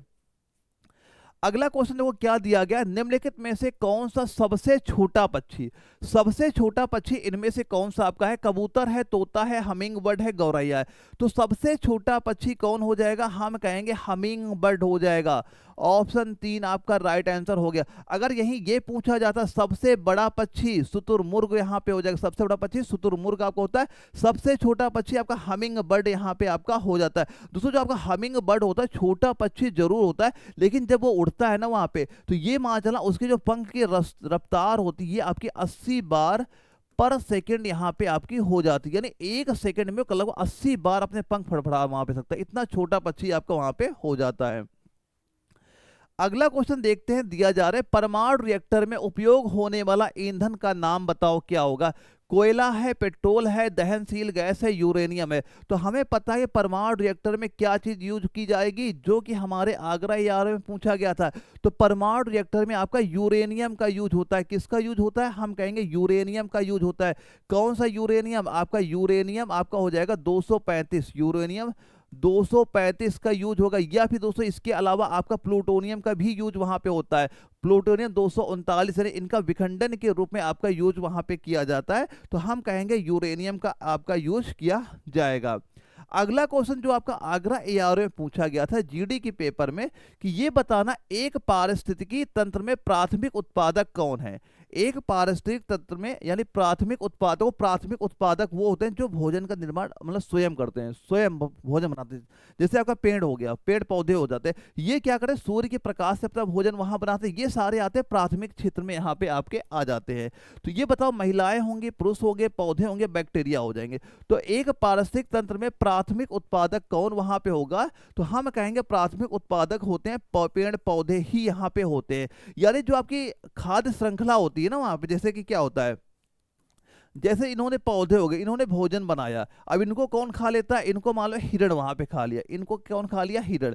अब हिरण कौन खा जाएगा? यहाँ पे शेर आपको यहाँ पे खा जाता है। देखो होता क्या है कि जो आपके प्राथमिक होते हैं ये क्या होते हैं? हमारे शाकाहारी होते हैं, शाकाहारी यहाँ पे होते हैं। अब ये जो आपसे अब जैसे शेर किस में आ जाएगा? आप कहोगे मांसाहारी भी, केवल ये क्या कहता है? मांस वहां पे खाता है। अब देखो सर्वाहारी में कौन से आते हैं? सर्वाहारी में वो आते हैं जो मांस भी खाते हैं और शाकाहारी भी वहां पे होते हैं। वो किसमें? सर्वाहारी जो मनुष्य होता है। इंसान क्या होता है? देखो कुछ आपके वेज खाते हैं, नॉन वेज होता है, दो कुछ होते हैं जो दोनों खाते हैं। तो यहाँ मनुष्य आपका सर्वाहारी में वहां पे आ जाता है। और ये शेर किस में आ जाएगा? शेर आपका होता है किस में आएगा? ये आपका मांसाहारी हो जाता है। हिरण क्या होता है आपको? ये शाकाहारी होता है। तो हिरण आपका शाकाहारी हो जाएगा। और ये प्राथमिक क्या होते हैं? पौधे, पेड़ पौधे आपको देखने को यहाँ पे मिल जाएंगे। लार किसके पाचन में मदद वहां पे करता है? जो लार होता है किसके पाचन में? वसा के, स्टार्च के, प्रोटीन के, विटामिन के। तो लार होती है किसके पाचन में मदद वहां पे करेगा? हम कहेंगे ये जो आपका स्टार्च होता है, स्टार्च के पाचन में आपका ये मदद वहां पे करता है। अगर क्वेश्चन ये पूछ लिया जाए कि जो आपकी ये लार होती है, जो आपकी लार होती है, अगर पूछा जाए लार में एंजाइम कौन कौन से पाए जाते हैं, तो लार में कौन कौन से एंजाइम यहाँ पाए जाएंगे? एक दोस्तों आप बोलोगे यहाँ पे क्या? सलाइवरी, सलाइवरी आपका एमाइलेज, एक ये आप नोट कर लेना। इसके बाद एक दोस्तों यहाँ पे क्या हो जाएगा? आपका स्टार्च, ये दोनों नोट करना। ये आपका सलाइवरी, एमाइलाइज आपका यहाँ पे राइट आंसर यहाँ पे हो जाता है। जहां से आपका स्टार्च का पाचन आपका ये शुरू वहां पे हो जाता है। अगर क्वेश्चन ये पूछा जाए कि जो आपका वसा होता है, वसा का पाचन कहाँ शुरू, क्वेश्चन क्या पूछेगा कि वसा का पाचन कहाँ पे आपका होता है? तो ये वसा का पाचन अगर आपसे पूछा जाए तो इसका पाचन कहाँ पे होगा? हम कहेंगे वसा का पाचन आपका छोटी आंत में, आपका इसका स्टार्ट वहां पे हो जाता है। अगर पूछा जाए प्रोटीन के पाचन शुरुआत कहाँ पे होती है? प्रोटीन कहाँ पे होगा? हम कहेंगे पेट में। कहाँ पे? पेट में। पेट में जो आपका पेप्सिन से क्या होता है? आपका ये प्रोटीन का पाचन वहां पे स्टार्ट हो जाता है। अगर क्वेश्चन ये पूछा जाए कि जो आपके विटामिन होती है, विटामिन का अवशोषण हमारे शरीर में कहाँ से होता है? तो विटामिन का अवशोषण आप कहाँ बताओगे? ये आपका हो जाएगा जो आपकी छोटी आंत यहाँ पे होती है, छोटी आंत में ही आपका विटामिन का अवशोषण यहाँ पे हो जाता है। और ये सारी चीजें आपसे पेपर पूछी जाएंगी। सीधा पूछेगा विटामिन का अवशोषण कहाँ पे होगा? छोटी आंत होगा। कि वसा का पाचन कहाँ पे होता है? छोटी आंत हो जाएगा। अगर प्रोटीन का पूछा जाए आपका पेट में, पेप्सिन में, इसका प्रोटीन का पाचन वहां से स्टार्ट हो जाता है। अब ये बताना निम्नलिखित में से एक का उपयोग नोबल धातु को घोलने के लिए किया जाता है। तो नोबल आपका जो दिया गया है, नोबल धातु को घोलने के लिए किसका यूज किया जाएगा? नाइट्रिक एसिड है, हाइड्रोक्लोरिक है, या सल्फ्यूरिक एसिड, या आपका एक्वा रेजिया। तो किसका यूज वहां पे किया जाएगा? तो किसका यूज बताना है? यहाँ पे आपका यूज हो जाएगा एक्वा रेजिया हो जाएगा। ऑप्शन नंबर 4 इसका राइट आंसर यहाँ पे हो जाता है। यानी जो आपका एक्वा रेजिया दोस्तों ये आपका होता है, इसमें क्या होता है? आपका नाइट्रिक, यह इसमें क्या हो जाएगा? आपका नाइट्रिक हो जाएगा और नाइट्रेट हो जाएगा। और इसके बाद क्या हो जाएगा? आपका हाइड्रोक्लोरिक क्लोरिक और क्या बताओगे आप यहाँ पे हाइड्रोक्लोरिक, इनका रेशियो क्या होता है 1:3 का अनुपात जब आप मिला देते हो ये आपका एक्वा रेजिया यहाँ पे आपका बन जाता है। अगर क्वेश्चन कभी ये पूछ लिया जाए, अच्छा हमें एक ये बता देना कि जो आपकी नोबल धातुएं दी जा रही हैं, नोबल धातुएं कौन कौन सी यहाँ पे आपकी हो जाती है। अगर ये क्वेश्चन पूछा जाए कि नोबल धातुएं क्या यहाँ पे होती हैं, तो ये सारी जो मैं बता रहा हूँ ये आपकी क्या हो जाएगी, नोबल धातुएं आपकी यहाँ पे हो जाती हैं, नोबल धातुएं सारी आपकी हो जाती हैं। और एक जो आपका ये सल्फ्यूरिक एसिड यहाँ पे दिया जा रहा है कि सल्फ्यूरिक एसिड का उपयोग कहाँ पे किया जाता है, तो आप बताओ जैसे बैटरी हो गया, उर्वरक में इनका यूज वहाँ पे आपका किया जाएगा, सल्फ्यूरिक एसिड का वहाँ पे कहाँ पे बैटरियों में यूज आपका होता है। अच्छा निम्नलिखित में से कौन सी शरीर की सबसे बड़ी अंतःस्रावी ग्रंथि है, सबसे बड़ी अंतःस्रावी ग्रंथि हमारे शरीर की कौन सी वहां पे होती है, थायराइड है, पैराथायराइड है, एड्रेनल है या पिट्यूरी है। तो सबसे बड़ी अंतःस्रावी ग्रंथि हमसे यहाँ पूछी जा रही है, तो सबसे बड़ी अंतःस्रावी ग्रंथि कौन सी होती है, ये होती है थायराइड ग्रंथि होती है। ऑप्शन एक पे आपको टिक यहाँ पे कर देना है। दोस्तों जो आपकी थायराइड ग्रंथ यहाँ पे होती है इनमें कौन कौन से हार्मोन यहाँ पे निकलते हैं, एक दोस्तों आपका पहला हार्मोन क्या निकलेगा, थायरॉक्सिन। कौन सा हार्मोन निकलता है, हम कहेंगे थायरॉक्सिन हार्मोन, जिसको आपको T4 के नाम से आपका जाना जाता है। इसके बाद यहाँ पे आपका ट्राई आयो क्या बताओगे, ट्राई आयोडाक्सिन, रोनिन नोट कर लेना, ये हार्मोन भी यहां से आपका निकलता है, इसको क्या बोलते हैं T3 के नाम से आपका ये निकलता है। ये आपके कुछ हार्मोन यहाँ पे आपके निकलते हैं, कहां से, थायराइड ग्रंथ से आपके निकलते हैं। अगर क्वेश्चन ये पूछ लिया जाए कि थायराइड की कमी से कौन सी बीमारी वहां पे हो जाती है, तो कौन सी बीमारी कहोगे, अगर थायराइड की कमी से इसकी कमी हो जाए कौन सी बीमारी होती है, हम कहते हैं क्या होता है, गायटर रोग नहीं हो जाता, क्या होता है, गायटर, कौन सा रोग हो जाएगा, आप कहोगे गायटर नामक यहाँ पे रोग आपका हो जाता है। इसके अलावा क्या होता है, आपका वजन भी बढ़ना वहां पे शुरू हो जाता है, वजन बढ़ना भी आपका शुरू वहां पे हो जाता है। अगर क्वेश्चन ये पूछा जाए सबसे छोटी अंतःस्रावी ग्रंथि कौन सी यहाँ पे हो जाती है, सबसे छोटी अंतःस्रावी ग्रंथि, तो ये आपकी हो जाएगी पिट्यूरी ग्लैंड, यानी सबसे छोटी।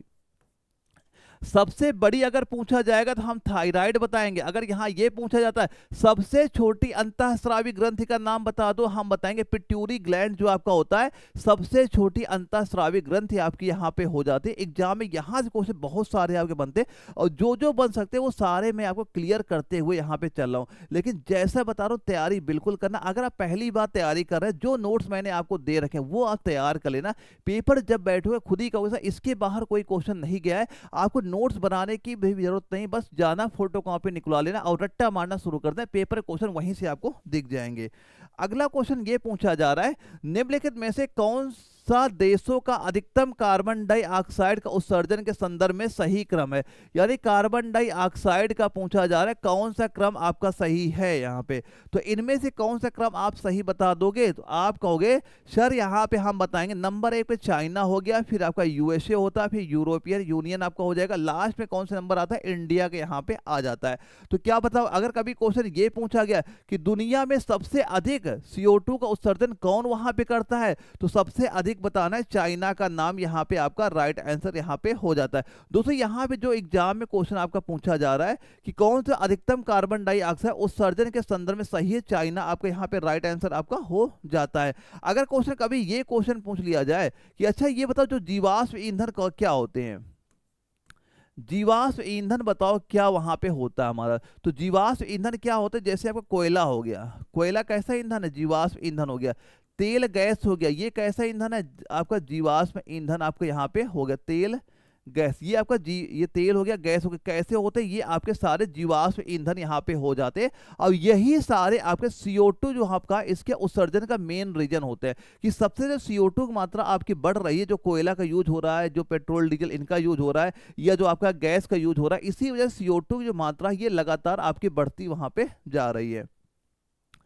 अगला बताना है, वायु गुणवत्ता बिगाड़ने वाले पतले कण जो महत्वपूर्ण शरीर अंगों की क्षति पहुंचाते हैं उनका पीएम कहा जाता है। अब बताओ कितना हो जाएगा, 15.5 है, 10.5 है, 2.5 है, 20.5 है। तो आंसर इसका राइट कितना आप बता दोगे अगर पेपर में क्वेश्चन आपके पूछा गया तो हम क्या कहेंगे 2.5 बताना है। ऑप्शन नंबर 3 आपका राइट आंसर यहाँ पे होता है। दोस्तों यहाँ पे जो अगर पीएम दिया जा रहा है ये इसका मतलब क्या होता है, यहाँ पे इसका मतलब जो आपका ये मान ला ये हो जाएगा आपका माइक्रोमीटर, यानी क्या हो जाएगा माइक्रोमीटर से छोटे कण। इसका मतलब होता अगर 2.5 माइक्रोमीटर जो छोटे कण वहां पे होते हैं वो क्या करते हैं, जैसे धूल मिट्टी कण से हमारे जो फेफड़ों में वहां पे जाते हैं और हमें क्या पहुंचाते हैं, क्षति आपके ये पहुंचाते हैं। तो पीएम कणों का स्रोत क्या वहां पे हो जाता है, अगर क्वेश्चन पूछा जाए कि ये पीएम जो कण होते हैं कहां से आपके निकलते हैं आखिर। तो जैसे दोस्तों आपका जो वाहन के उत्सर्जन, वाहन के उत्सर्जन से ये आपके यहाँ पे निकलते हैं। इसके अलावा दोस्तों जैसे धूल से निकलते हैं। जैसे कि एक नोट करें, कारखाना हो गया, जो कारखाने फैक्ट्रियां वहां से होती है यहाँ से आपके ये निकलते हैं। या दोस्तों कभी अगर जंगल में आग वहां पे लग जाती है, जंगल की आग से निकलते हैं। अब ये इतने छोटे यहाँ पे आपके होते हैं जो हमारे अंदर वहां पे चले जाते हैं, जिसकी वजह से आपको दिक्कत क्या यहाँ पे होती है, जैसे किसी अस्थमा की दिक्कत यहाँ पे आपको देखने को मिल जाती है। इसके अलावा जैसे आपका हृदय रोग जो आपके हो जाते हैं, हृदय रोग की प्रॉब्लम हमें देखने को यहाँ मिल जाती है। जैसे इसका एक लक्षण, इससे आपका कैंसर तक भी वहां पे आपको हो जाता है। तो ये 2 पॉइंट इतने छोटे छोटे कण होते हैं जहां इससे आपको सर्जन होता है, हमारे फेफड़े में पहुंचते हैं और हमें काफी ज्यादा हानि वहां पे पहुंचाते हैं आपके ये। अब अगला क्वेश्चन पूछा जा रहा है, कारों की हैंड लैम्प में उपयोग होने वाले दर्पण का प्रकार क्या है। जो कारों की जो हैंड लैंप है, जो कारों के हेडलैम्प में उपयोग होने वाले दर्पण का प्रकार कैसा वहां पे होता है, जो कि गया एआरओ में जीडी के एग्जाम में क्वेश्चन आपका पूछा गया था। तो वो क्या बताओगे आंसर, इसका राइट आंसर ये हमारा हो जाएगा आपका पैराबोलिक अवतल, यहाँ बताना है। ऑप्शन नंबर 1 आपका राइट आंसर यहाँ पे हो जाता है। तो जो आपकी ये पैराबोलिक अवतल होते हैं इनका यूज कहाँ कहाँ पे होता है। एक तो हमने देखा कारों की हेडलैम्प में, हमने यहाँ पे देख लिया आपने। इसके बाद दोस्तों इसका यूज होता है आपका सर्च लाइट में। कहाँ पे होगा, आप कहोगे सर्च लाइट में भी इसका यूज होता है। और कहाँ पे होगा, हम कहेंगे टेलीस्कोप में भी इसका आपका यूज वहां पे किया जाता है। इसके अलावा दोस्तों एक यहाँ पे दिया जा रहा है उत्तल दर्पण भी हमारा इंपॉर्टेंट आपका हो जाता है, नोट कर लेना। अगर कभी आपसे ये क्वेश्चन पूछा जाए कि जो आपका ये उत्तल दर्पण है, वहां पे उत्तल दर्पण का यूज कहाँ कहाँ पे किया जाता है, तो इसका यूज कहाँ पे होगा, हम कहेंगे रियर व्यू में इसका यूज होता है। इसके बाद दोस्तों आपका जैसे छोटी इमेज होती है, वहां पे रियर व्यू नोट कर लेना, एक यहाँ पे लिख लेना, छोटी इमेज में इसका यूज वहां पे किया जाता है। एक दोस्तों यहाँ पे और इंपॉर्टेंट होता है, ये जो बेलनाकार दर्पण अवतल यहाँ पे दिया जा रहा है, इसका अगर क्वेश्चन पूछा जाए कि बेलनाकार दर्पण का यूज कहाँ पे होता है, तो हम कहाँ बताओगे, आप कहोगे सर हम कह देंगे जैसे आपका सौर कुकर हो गया, क्या हो गया, सौर कुकर में यूज होगा। इसके बाद दोस्तों जो आपके चिकित्सा के उपकरण वहां बनते हैं, चिकित्सा उपकरण में इसका यूज वहां पे किया जाता है। तो किसी भी दर्पण का किसी का भी आपसे पूछ लिया जाए, उनके आंसर आप यहाँ पे दे लोगे। जैसे क्वेश्चन ये पूछ लिया गया कि रियर व्यू, जैसे कि आपने देखा होगा जो गाड़ियों में शीशे लगे रहते हैं, हम लोग बाइक चलाते हैं, एक जो शीशा होता है जहां पे हम जो पीछे जो कोई गाड़ी आ रही है कि नहीं आ रही वो हम लोग देखते हैं, तो वो क्या कौन सा दर्पण वहां पे होता है, तो वो आपका कौन सा दर्पण हो जाएगा, आप बताओगे उत्तल दर्पण यहाँ पे हो जाता है। जैसे अगर सौर कुकर में हम लोग कौन सा दर्पण का यूज आपका किया जाता है, तो सौर कुकर में आप बताओगे बेलनाकार दर्पण का यूज होता है। और ऐसे क्वेश्चन पेपर में आपके पूछे जाएंगे वहां पे। अब यहाँ तो हमारे मैथ के क्वेश्चन स्टार्ट हो जाते हैं और 15 क्वेश्चन आपके मैथ के भी वहां पूछे जाएंगे। मैथ के क्वेश्चन दोस्तों केवल अगर कैलकुलेशन आपको वहां पे पता है तो 15 क्वेश्चन मैथ के और 5 क्वेश्चन रीजनिंग के, बड़ी आसानी से उनके आंसर आप यहाँ पे दो लगे। अभी तक हमने क्या देखा, 30 क्वेश्चन लगभग हम लोगों ने देख लिया। अभी तक आपका स्कोर कितना हुआ दोस्तों, ये देखते हुए चलना, क्योंकि आपका जीके साइंस से इंपॉर्टेंट हमारा हो ही जाता है। मैथ में अगर कैलकुलेशन आपको आती है तो मैथ के 15 क्वेश्चन बड़ी आसानी से उनके आंसर आप यहाँ पे दे लोगे। देखो पहला क्वेश्चन क्या दिया जाए, बिल्कुल इजी सवाल मैथ के आते हैं, उसमें आपको बिल्कुल टेंशन नहीं लेना है। बस सवाल पढ़ो, आंसर दो उसका। देखो 7 खिलाड़ियों का औसत स्कोर शुरुआत में 55 दर्ज किया गया, हालांकि बाद में पता चला कि 35 को स्कोर गलती से 53 पढ़ लिया गया। तो सही औसत स्कोर ज्ञात कीजिए, 2 दशमलव स्थानों तक पूर्णांकित यहाँ पे हो। कैसे आप बताओगे? औसत बराबर पता है आपको क्या होता है, कुल पदों की योग बटे पदों की संख्या। तो योग बराबर क्या हो जाएगा, औसत गुणे संख्या यहाँ पे हो जाती है। यहाँ पहले दिया गया 7 खिलाड़ी थे, उनका औसत क्या दर्ज हुआ, 55 दर्ज यहाँ पे हुआ। तो पहले ये बताओ योग कितना यहाँ पे आपका हो जाता है। तो कुल स्कोर कितना हो जाएगा, हम कहेंगे ये हो जाएगा 7 गुणे 55।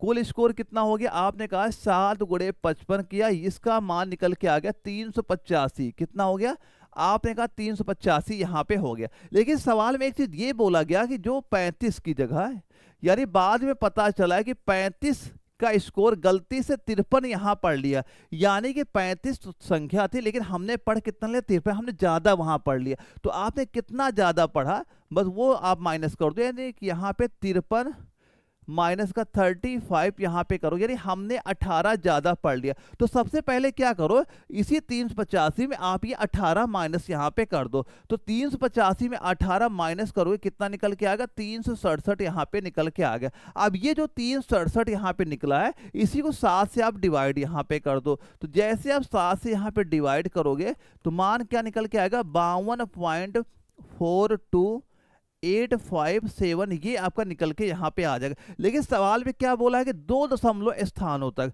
तो 2 दशमलव स्थानों तक मतलब इतना हमारा आंसर आपका राइट आंसर यहाँ पे हो जाएगा। तो इसी को सीधा सीधा क्या कह देना, आपका आंसर राइट हो जाएगा। तो आप कहोगे 52.43, ऑप्शन नंबर 2। यहाँ पे देखो ये संख्या जब 43 है, 4 यहाँ पे लिखा हुआ है, तो ये आपका लगभग में आपका ये आंसर वहां पे हो जाएगा, क्या 43, 52.43, यानी ऑप्शन नंबर बी पे आपको सीधा सीधा टिक वहां पे कर देना है। आंसर क्या बताओगे, ऑप्शन नंबर 2। आगरा एआरओ में जीडी के एग्जाम में क्वेश्चन सीधा पूछा गया। अब इस लेवल के मैथ के क्वेश्चन भी आपके वहां पे आते हैं। तो मैथ को अगर आपने देखना है कि हम कैसे बड़ी आसानी से सारे फार्मूले याद हो जाएं, कि शॉर्ट तरीके पता हो जाए, तो मैथ की जो नोट्स मैंने आपको दे रखी है वो एप्लीकेशन में, वो आप तैयार कर लेना, या स्क्रीन जो व्हाट्सअप नंबर्स होगा मैं व्हाट्सअप मैसेज भी कर देना, मैं आपको कंप्लीट नोट्स सीधे व्हाट्सअप पे ही वहां पे प्रोवाइड आपको करा दूंगा। लेकिन फोटो कॉपी निकला के तैयारी जरूर आप वहां पे कर लीजिएगा।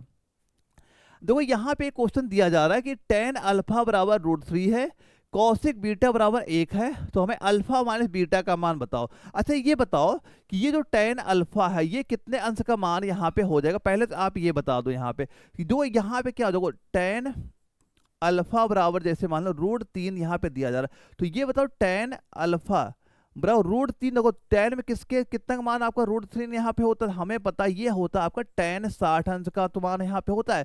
तो हमें पता हो गया कि अल्फा बराबर क्या हो गया आपका, ये 60 अंश यहाँ पता हो गया। देखो यहाँ कौशिक बीटा बराबर 1, तो बताओ कौशिक बीटा यानी कितने अंश का मान यहाँ पे रहा होगा, हमें पता है 90 अंश का ही तो मान आपका 1 होता है। कौशिक 90 का मान कितना होता है आपका 1 होता है। तो हमें ये पता हो गया अल्फा बराबर 60, बीटा बराबर आपका 90 पता हो गया। और पूछा क्या जा रहा है, ये हमें बताना है, ये बताइए आप अल्फा माइनस बीटा यानी 60 माइनस आपका 90 पूछा गया है, तो ये कितना हो जाएगा, माइनस का 30 आपका हो जाएगा। तो ऑप्शन नंबर कौन सा राइट हो जाएगा, आप कहोगे option number 1, option number 1 -30 degree आपका राइट आंसर हो जाता है।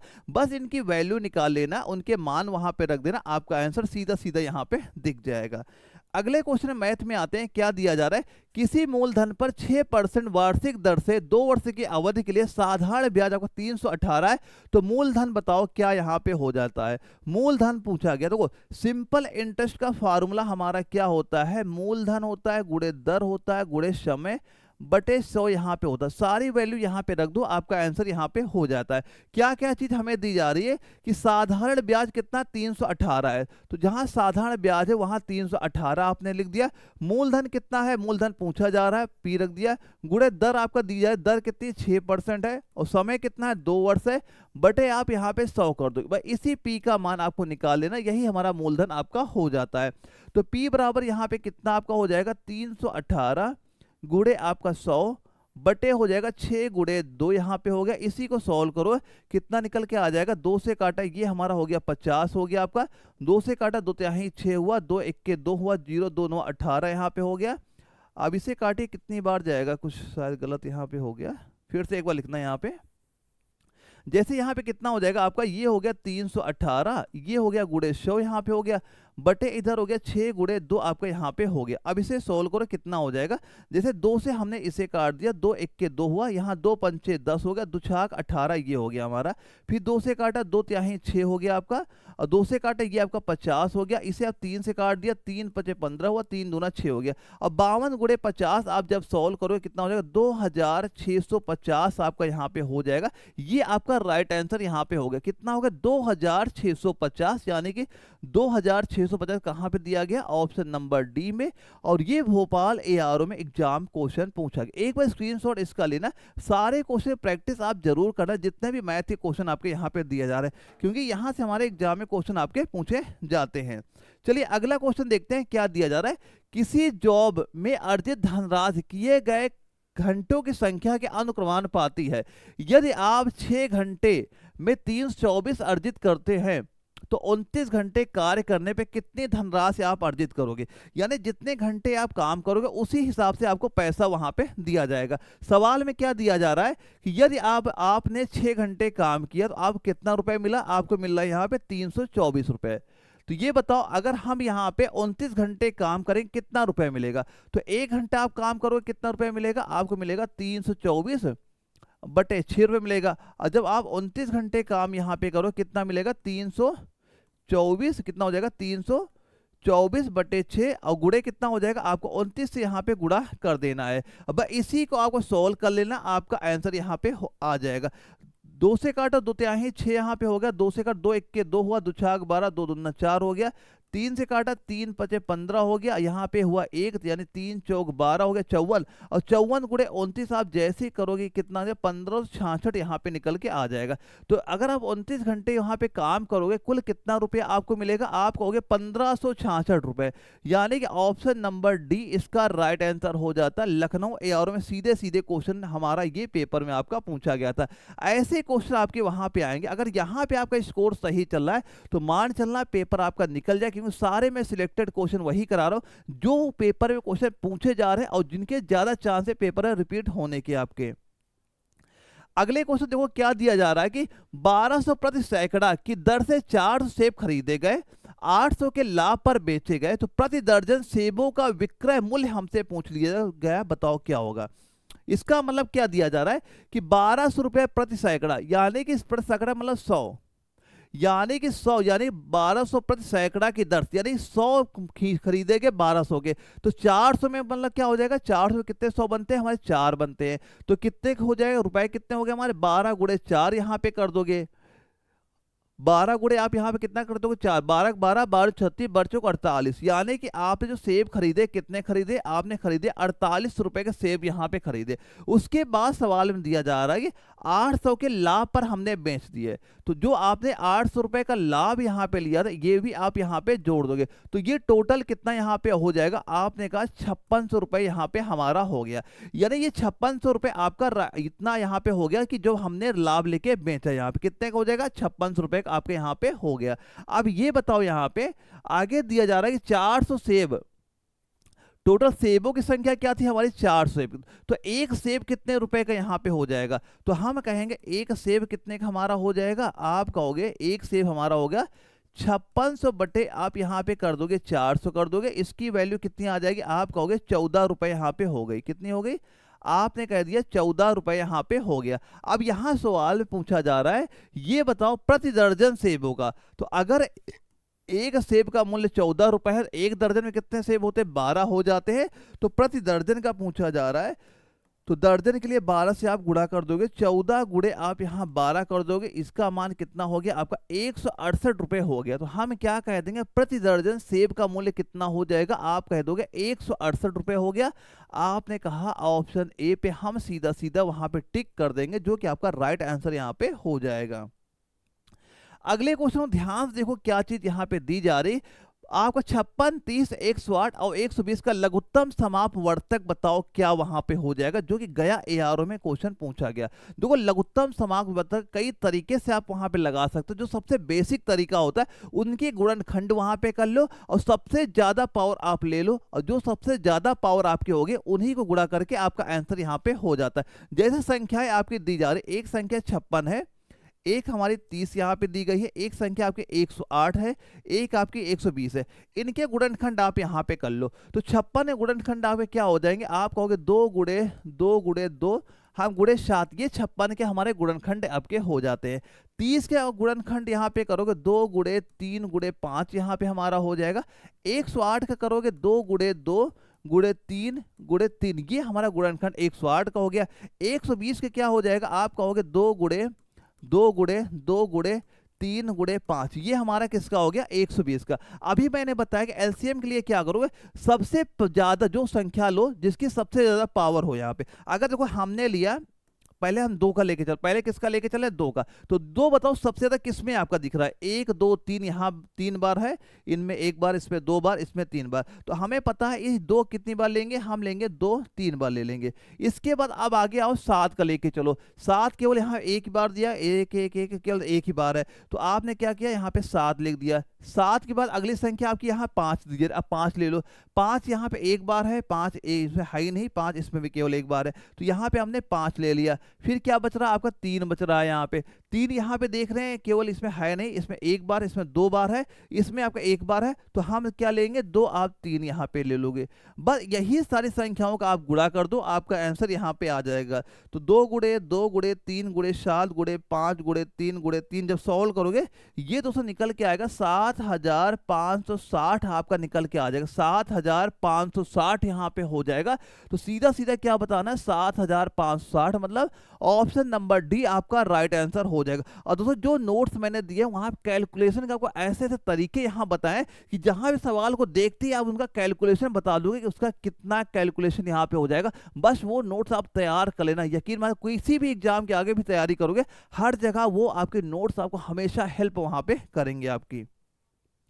अगले क्वेश्चन में क्या यहाँ पूछा जा रहा है कि दो संख्याओं का एलसीएम और एचसीएफ क्रमशः 16 और 11 है, यदि उनमें से एक संख्या 33 है तो दूसरी संख्या बताओ क्या हो जाता है। फार्मूला आपका क्या था, लाशा गुणे मासा बराबर पहली संख्या गुणे दूसरी संख्या।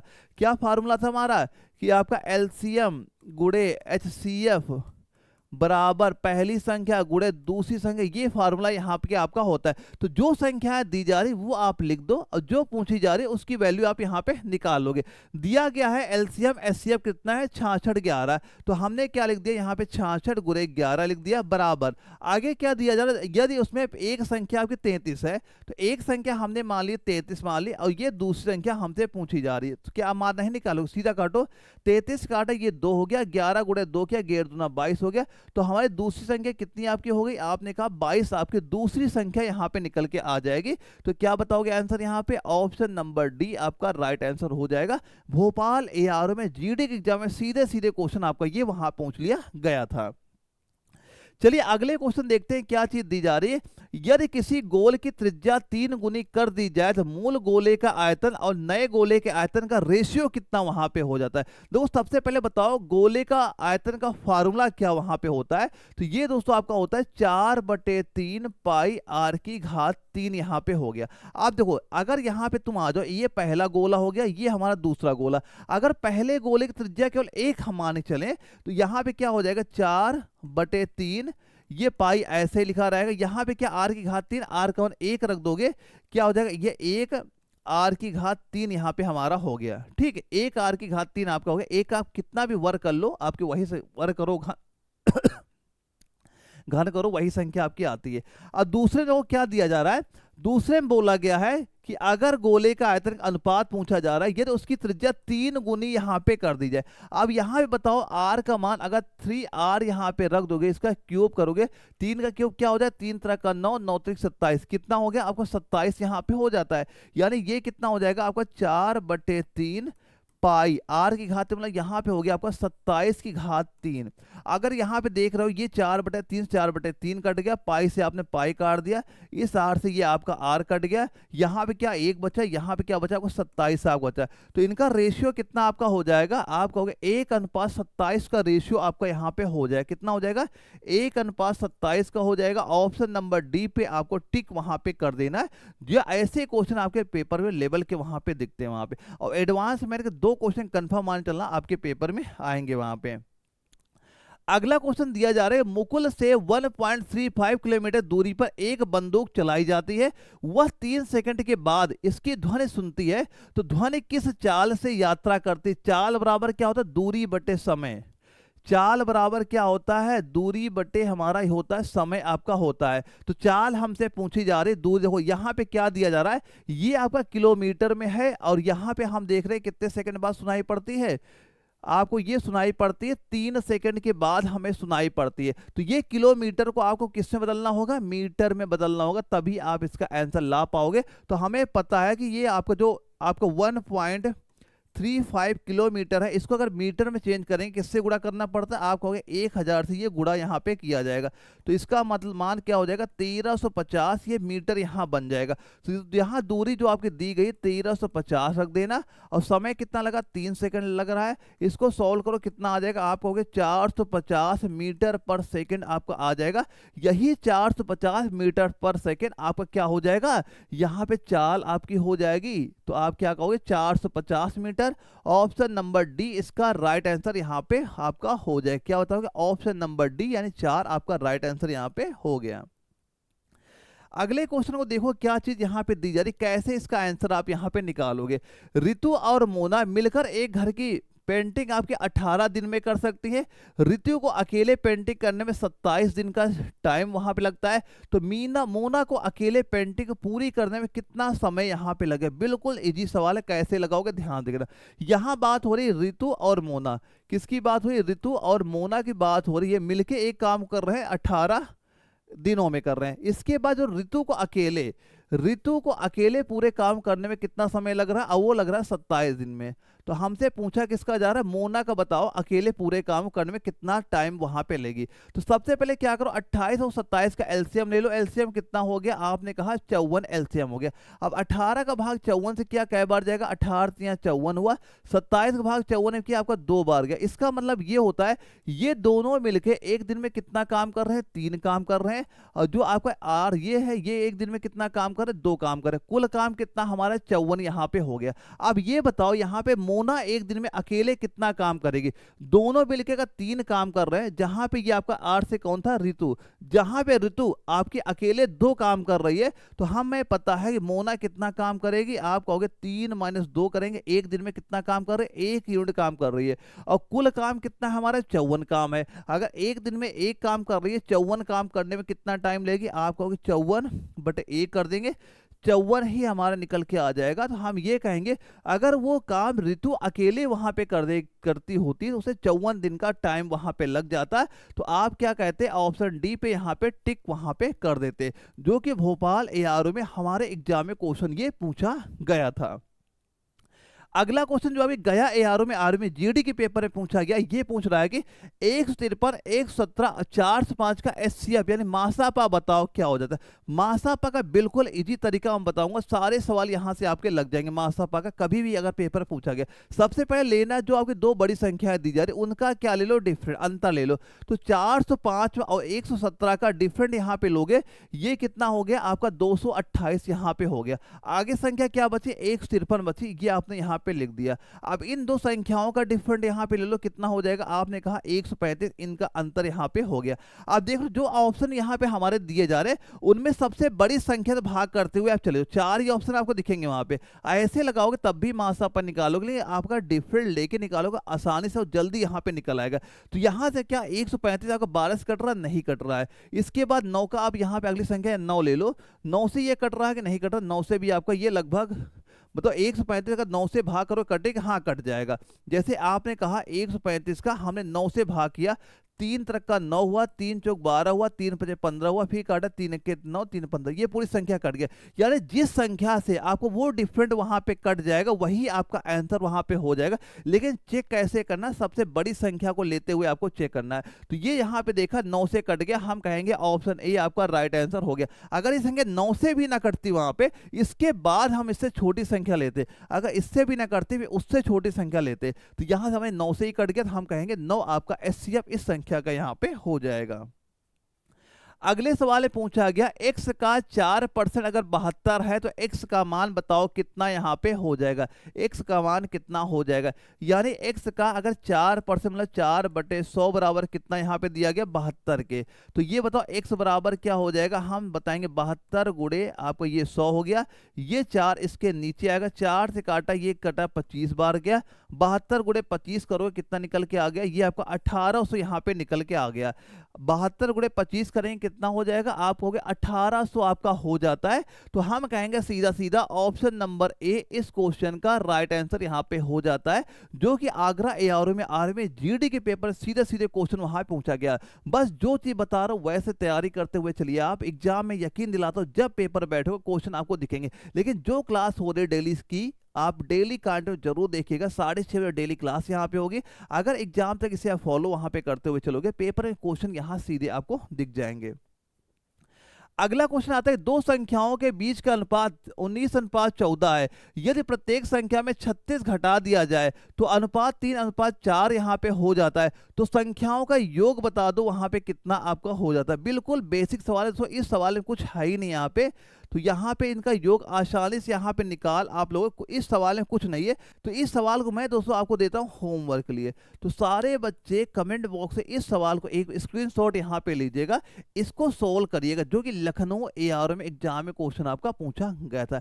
क्योंकि अगर आपके पेपर ऐसा क्वेश्चन कभी वहां पूछा कि कैसे आप उसका आंसर यहाँ पे दे पाओगे, तो ऐसे क्वेश्चन प्रैक्टिस जरूर वहां पे करना जो आपके प्रीवियस ईयर एग्जाम में, क्योंकि एग्जाम में रिपीट क्वेश्चन बहुत आपके होंगे, ये बात आपने गांठ बांध के मान लेना। और तैयारी आपको ऐसे क्वेश्चन की ही वहां पे करनी अगर आपको इसी साल अपना एग्जाम वहां पे क्लियर करना है। तो मैं होमवर्क दिया था, सारे बच्चे एक बार जरूर लगाना कि आप इसका आंसर वहां पे दे पा रहे हो नहीं दे पा रहे। अगर किसी बच्चे का आंसर नहीं भी आता कोई दिक्कत नहीं, परेशान बिल्कुल ना होना, स्क्रीन में व्हाट्सअप नंबर शो करा, मुझे व्हाट्सअप पे इस क्वेश्चन स्क्रीनशॉट मुझे भेज दीजिएगा, इसका सोल्यूशन भी मैं आपको प्रोवाइड वहां पे करा दूंगा। लेकिन एक बार प्रैक्टिस जरूर आप इस क्वेश्चन की करिएगा।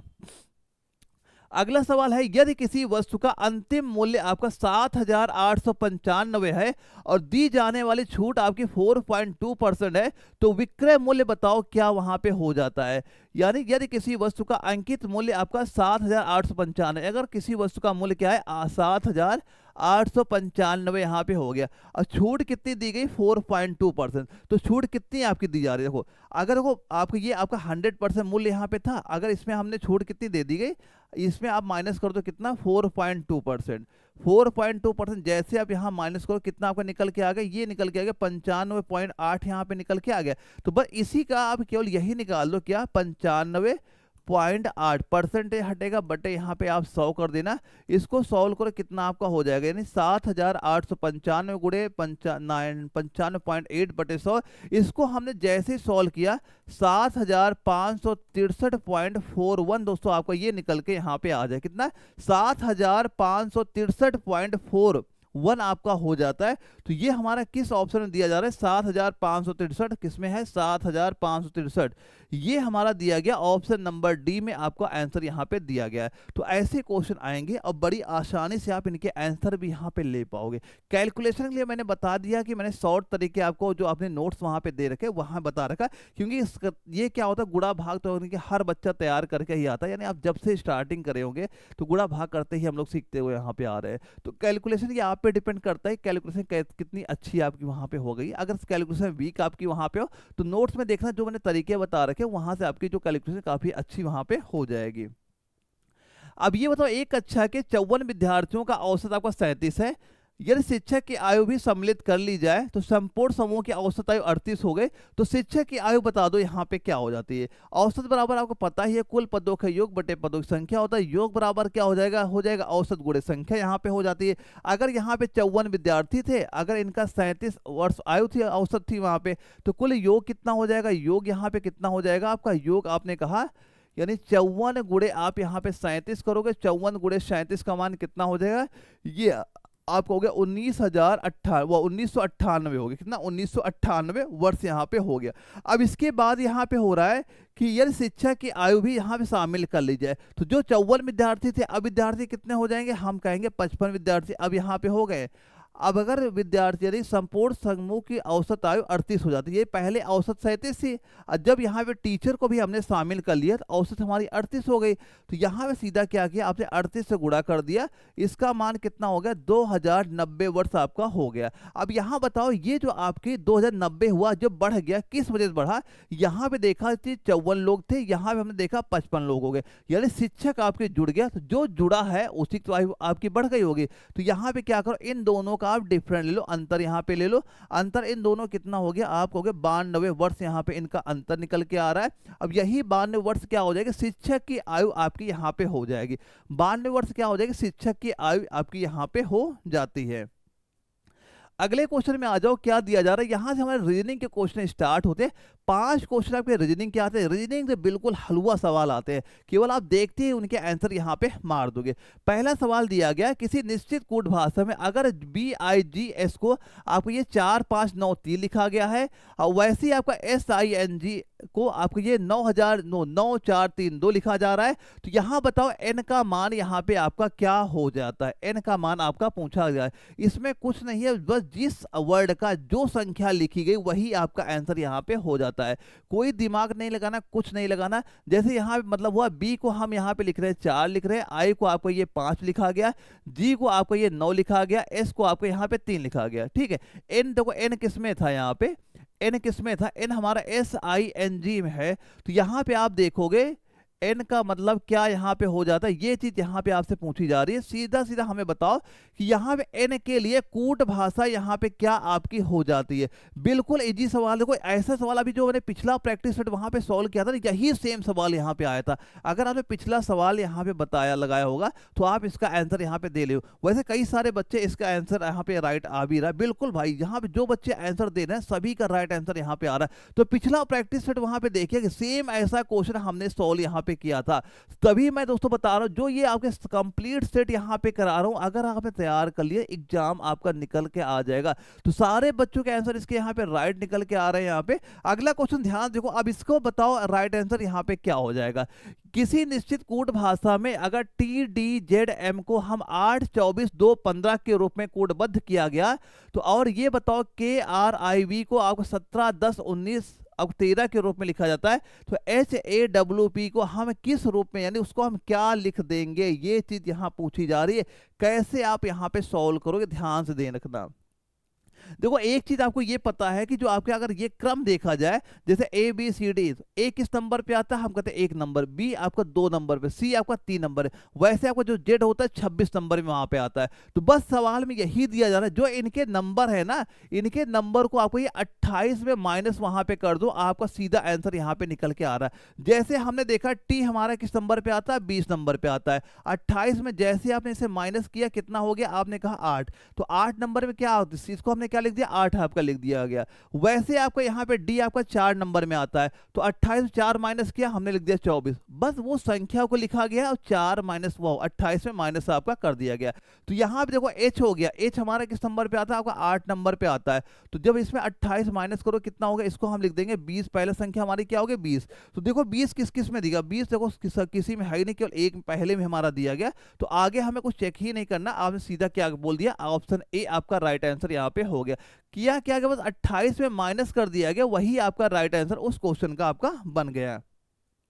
अच्छा ये बताओ, अंग्रेजी वर्णमाला क्रम के आधार पर MLTA एक निश्चित तरीके से QH XW से संबंधित है, उसी तरीके से आपका LNVB आपका PJZX से संबंधित है, तो समान तर्क का अनुसरण करते हुए CWON को क्या आप किससे संबंधित यहाँ पे हो जाएगा, ये चीज आपसे यहाँ पूछी जा रही है। देखो यहाँ पे एक चीज ये ध्यान से सुनो, जैसे M हो गया, क्या लिखो M हो गया, M से अगर आपको ये Q आ रहा है, तो हम क्या कह रहे हैं, M से अगर आप Q आ रहा है, इसके मतलब हम M के आगे 4 संख्या जोड़ रहे हैं, यानी सबसे पहले हमने क्या किया, +4 यहाँ पे जोड़ा है। अब ये बताओ, जैसे L से अगर आपका H आ गया, L से आपका अगर H आ गया, L से H के लिए आप यहाँ पे क्या पैटर्न यहाँ चल रहा है, यानी GKHIHIJKL, यहाँ पे आ जाओ, जैसे L हो गया, L से आप करो Q से, M से हमारा क्या हुआ, Q यहाँ पे हो रहा है, MNOPQ, M के NOPQ, देखो M के आगे M के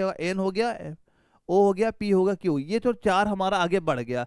अब इसके बाद एल आ गया। एल हमारा, एल से आपका अगर ये एच हो रहा है तो क्या हो रहा है, आई जे के एल। देखो यहाँ पे हमने देखा ये आपका -4 ही हो गया, पहले हमारा +4 हुआ, फिर आपका -4 हुआ। अब यहाँ पे आओ, टी दिया जा रहा है, टी से अगर आपका एक्स हो रहा है, यहाँ पे हमने देखा +4 आपका हो जाए। एक सीरीज यहाँ पे चल गई कि पहले हम +4 आगे जा रहे हैं, फिर -4 पीछे आ रहे हैं, फिर +4 हम लोग आगे जा रहे हैं। तो सेम इसमें आ जाओ, यहाँ सी लिखा, सी के आगे अगर 4 आगे बढ़ोगे, सी के आगे 4 करोगे, आपका जी हो गया।